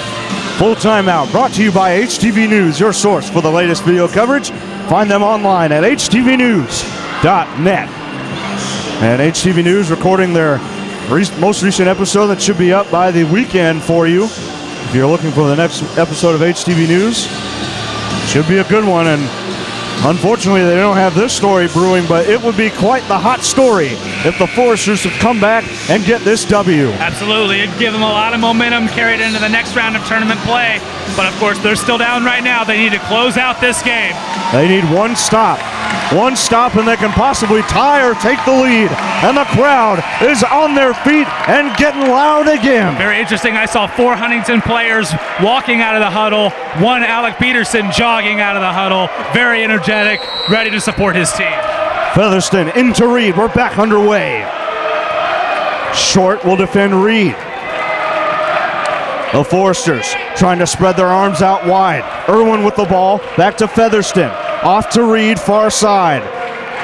Reed, bounce pass into Miller, who's checked back in. Featherston on the baseline. Blocked by Peterson. And a pushing foul. But it is on the floor, luckily, for the Foresters. Yeah, and again, they've got that one more to give, so not a bad situation. The shot clock does reset, but since they're within one possession, the clock doesn't have as much importance as it did earlier on. Third foul on Peterson. Inbound. Catch and shoot from Treadway is good. Cold-blooded. Very clutch shot there. Forster's still in good shape, down by 2 possessions now, but working with 2:12 left on the clock. Here is Heinen against Irwin. Finds Short. Short moving left. Trying to drive. Kicks back out to Alt. Alt trying to work now against Reed. Back out to Heinen. Heinen looking for help. Instead, he'll drive. Kick back out. Short driving in. Lost his way. The guy fell down and Short lays it in. And it's going to be an old-fashioned heavyweight slug match now as these teams trading baskets, and you get the feeling that whoever can stop the other team may be the winner of this game. 2-point game, 48-46. Foresters down 2. 1:35 in regulation left. Irwin back to the top. Finds Featherston. Short to defend. Back out to Irwin. Irwin against Heinen. Kicks out. Miller for 3. It is good. And a dagger. Miller been quiet for this entire half, and he picks a great time to come back in. Foresters are not out of this yet, but they certainly need to hurry, down by 5. Heinen almost stolen by Featherston. Finds Short. Short into Peterson. Lost the ball, but a reach-in foul. And we saw a foul against Derek Heinen, not called up here. It was right in front of my face. I saw it, a reach in. He should be at the line instead of Peterson. Second foul on Reed. Peterson has 2 with 1:03 to go. And a 5-point lead for Grace, 51-46. Peterson's first is good. Sub coming in, Vanderhagen is on for Featherston.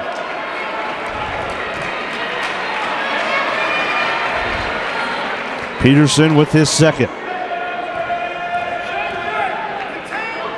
Second one is good, but just barely.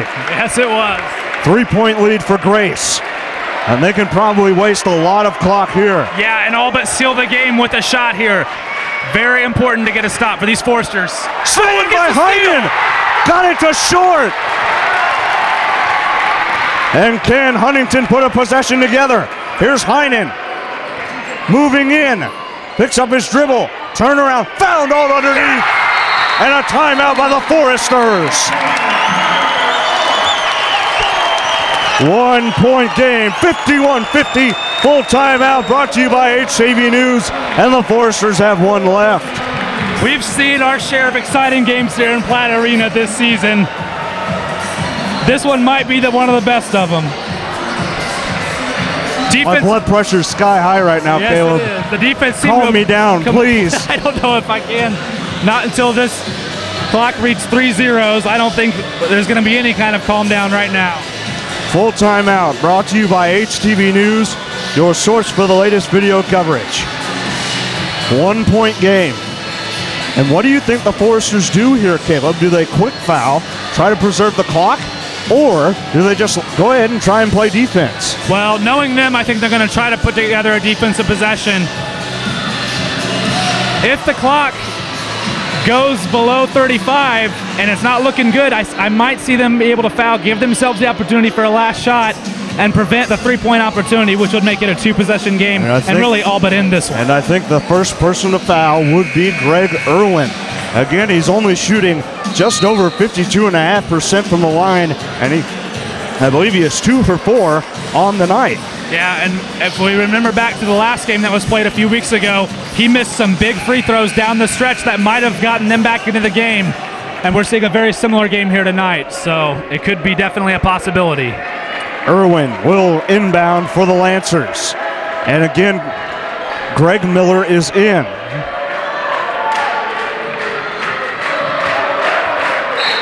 Coach Platt urging the defense to bow up again. Inbound to Vanderhagen. Vanderhagen will bring it up. He finds Reed across the timeline, and the Foresters not fouling yet. Definitely want to watch Greg Miller. He hit that big three-pointer a few minutes ago. Here's Vanderhagen. Finds Reed. Reed to Vanderhagen. 15 seconds to go. Treadway, and a foul on Alt. He got Irwin. Might have been part of the plan. Gamesmanship here. And it's a one and bonus as well. Yes, so exactly. Could be huge if he misses the front end of this one. Baster will check in.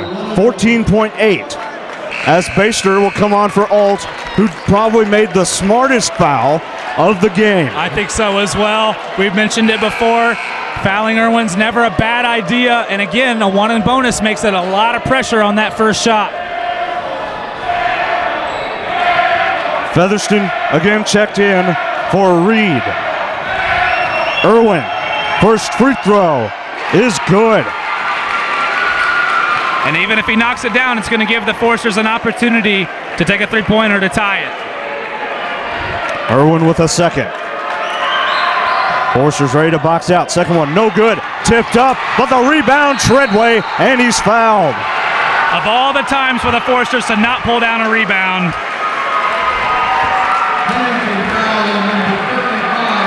Fouls on Merriman, his second. 1-and-1 for Treadway. And if he makes both of these, it all but seals the game. 12.1 to go. And Grace will call a timeout. How demoralizing. One remaining for the Lancers. Full timeout. Brought to you by HTV News. Again, it's going to be important for the Foresters to box out if the first one is missed. And then they might just try and get it down, and they could possibly tie it if the first one is missed with just a two-pointer. Yeah, I think they'll go for whatever shot they can if there is indeed a miss. And again, Grace can all but seal this game with both of these shots are knocked down. Full timeout brought to you by HTV News, your source for the latest video coverage. Taking a look at Jared Treadway. Not many free throw attempts, 25 of 37, 67.6%. And in these high pressure situations, there's no guarantee that he's going to knock him down. And he's certainly got a lot of time to think about him right now.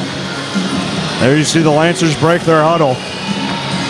And again, Kyle Miller, Greg Miller, I should say, out there with those 4 fouls. Here come the Foresters out of their break. And I think the key word here in the timeout, Caleb, was box out.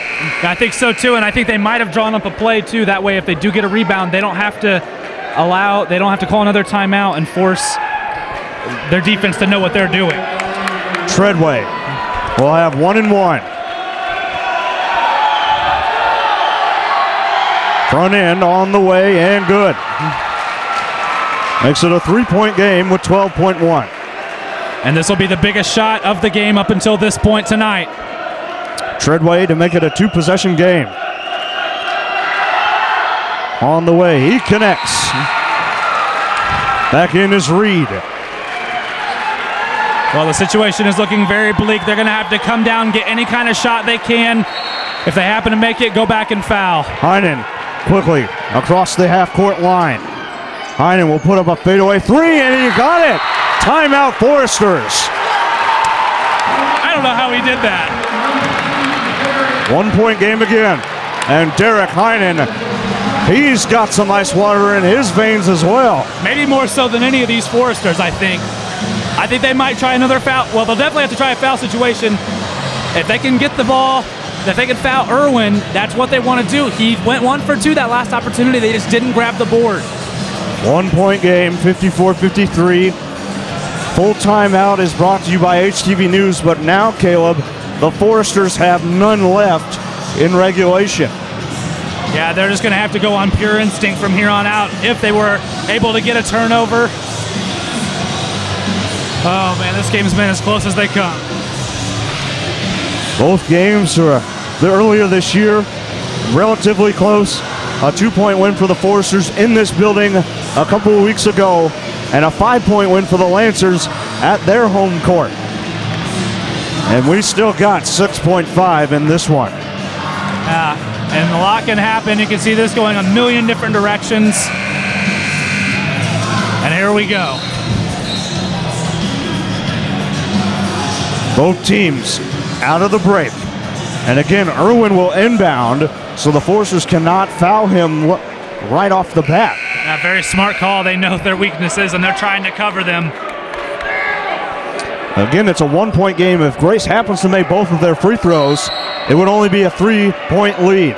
Irwin gets it in. Quick foul by Alt. Only took about 0.7 off the clock, and he fouled Reed. And again, this is still a 1-and-bonus situation. Puts a lot of pressure on that front shot.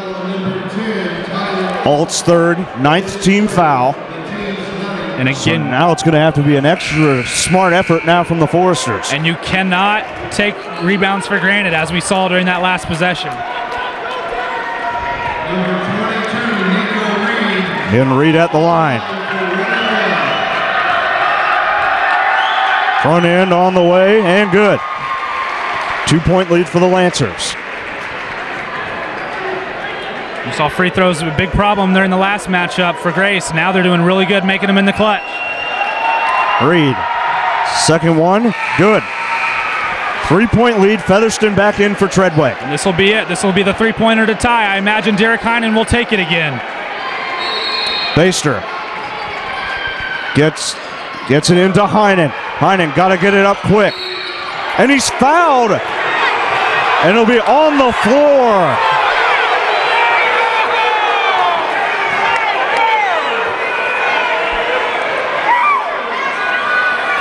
And the crowd wanted that one on the shot. Very wisely, Derek Heinen chucked it up as soon as he realized he was fouled. Either way, they're calling it on the floor, so it will be 2 shots for Derek. Third foul on Irwin. And Heinen has 2, not 3. Gonna have to be smart here. Heinen for 2 free throws. First one is on the way, too strong, no good. And now Philman will return for the Lancers. Reed heading to the sidelines, and now Grace will call a timeout as they were a little confused on the sub situation. And situation's not looking good at this point. 2.7 to go. Heinen still has 1 free throw to come. And this full timeout leaves both teams with none left. The full timeout brought to you by HTV News, your source for the latest video coverage. And again, you don't want to keep looking back at past plays, but again, just the way Heinen made that 3-pointer, and if you think of if the Foresters could have gotten that rebound, prevented that extra foul shot that led up to another 2 points, very different situation than we could be in right now. And it's very unfortunate when the whole speed of the game gets shifted onto one mistake like that.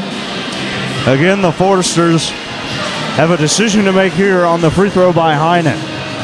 If he makes it, it's a 2-point game, but Grace gets the ball. If he misses, more than likely Grace will get the rebound because they can have 4 men in the lane as opposed to only 2 for the Foresters.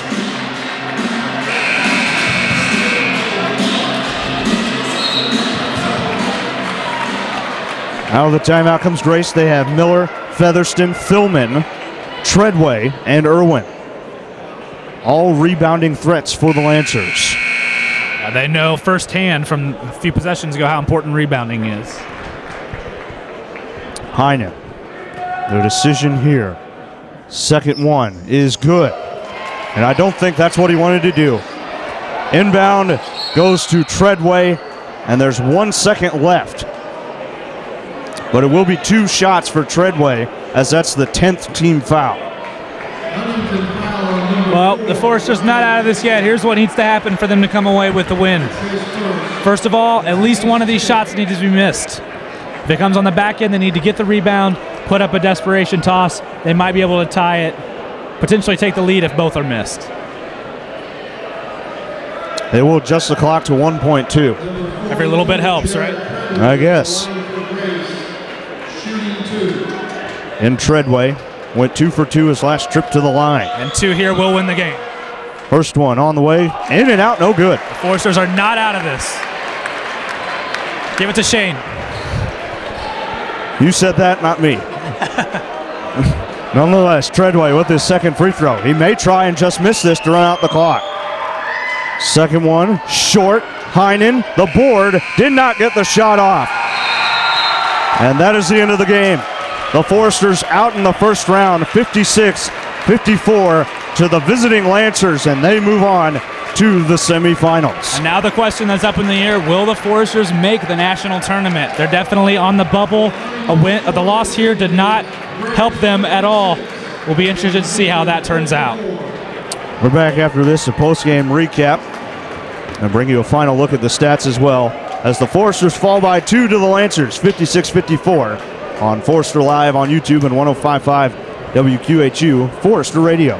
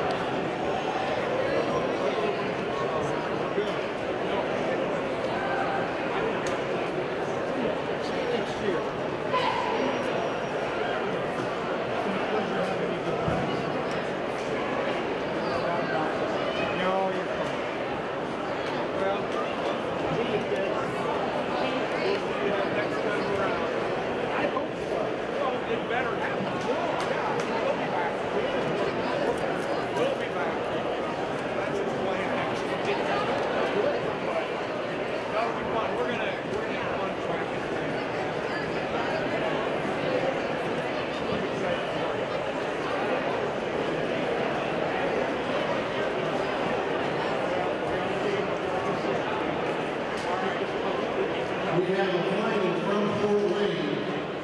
In an upset, Spring Arbor defeated St. Francis this evening, so that means Grace will host Spring Arbor on Saturday afternoon.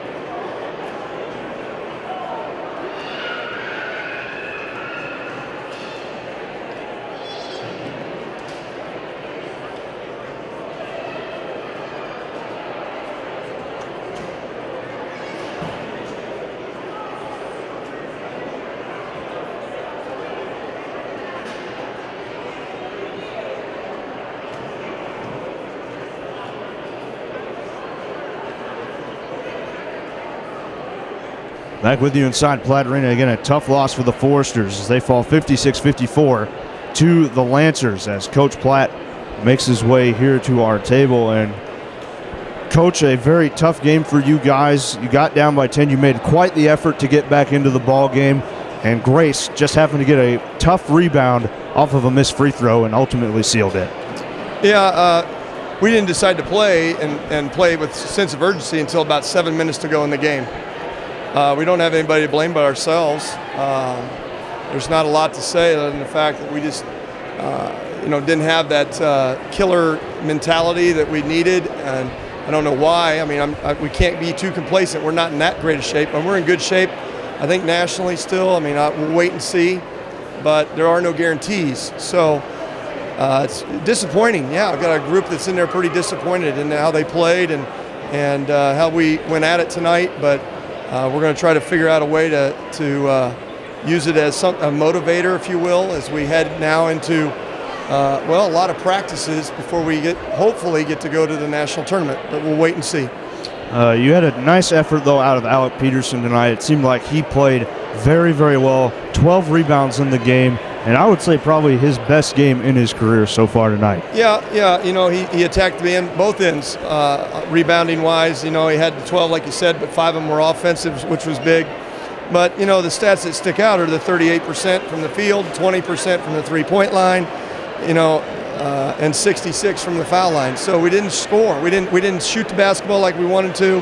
4 out of 20 and going to cut it from the three-point line. I'm not going to make any excuses because, those are just stats. But flat out, we didn't do it. I mean, there wasn't anything that anybody else did. It was the fact that we just didn't get it done. Obviously, the mindset now goes toward a possible bid in the national tournament. And as you mentioned, a lot of practicing going to be going on there. How do you keep your guys fresh until that announcement is made? I don't know. I've never been in that position. We're gonna do the best we can to make that happen. Getting an opportunity to play in the national tournament is a big deal. It's something that lots and lots of teams would love to have the opportunity to do. So we certainly don't want to take it for granted or not work here so that we go out there and lay an egg out there. We want to go out there with a full steam ahead, or full effort and attack it. So we got to view it like, hey, we got more basketball to play, hopefully. Mm-hmm. Not guaranteed, but hopefully. And we better come to work starting tomorrow to get ready for it because we don't like the way this tastes, and so we want a different taste in our mouth. Again, Coach, thank you for your time, and good luck as you wait to hear if you make the national tournament. Right. Thank you, guys. In a very tough loss tonight for the Foresters, getting upset by the 6th seed of Grace. And Grace actually is going to be having a home game in the semifinals, Caleb, as we heard just a few moments ago. St. Francis losing to Spring Arbor at home as well, 63-55. So Spring Arbor and Grace are your first semifinal matchup Saturday afternoon at 3 p.m. Yeah, not very often in an 8-team tournament that your 6th seed gets a home game, especially in the second round. Very rare there, but a lot of upsets going on. St. Francis dropping one as well. Again, Indiana Wesleyan managed to hang on. This game's still going on against Taylor. And then Marion really falling to Bethel, which surprises me. Yes. Marion, very tough team, so that'd be a tough loss for them as well. That St. Francis loss, though, I think, Caleb, may just be a saving grace for the Foresters as, again, St. Francis was number 12 coming into this evening's action, and they come up with their 10th loss on the year. Yeah, definitely disappointing for these top-tier schools in the Crossroads League, having rough games tonight. And again, the national scene very wide open right now, and hopefully the Foresters, despite this loss, will be able to make the cut and give themselves a chance for one last push to end this season. So that's going to do it from Platte Arena. Again, your final score, 56-54, the Lancers over your Foresters. Our next broadcast, though, will be Lady Forester basketball as they host the semifinal matchup Friday evening at 7 p.m. against the Indiana Wesleyan Lady Wildcats. We had a great game earlier this year inside Platte Arena, Caleb. A 2-point win for the Lady Foresters. They're going to try and get the rubber match win here. Yeah, that's going to be a tough game. 2 and 3 seed against each other in Crossroads League. The winner will take on the winner between St. Francis and Marion. So again, very tough in this Crossroads League. Very exciting to see where that's headed. And that's going to do it for us, for our entire crew. Caleb Overfelt and our director of Brooks Hooley. I'm Eric Banton saying so long from Platte Arena. The Foresters lose a tough one to Grace, and we'll see you Friday night for Lady Forester basketball.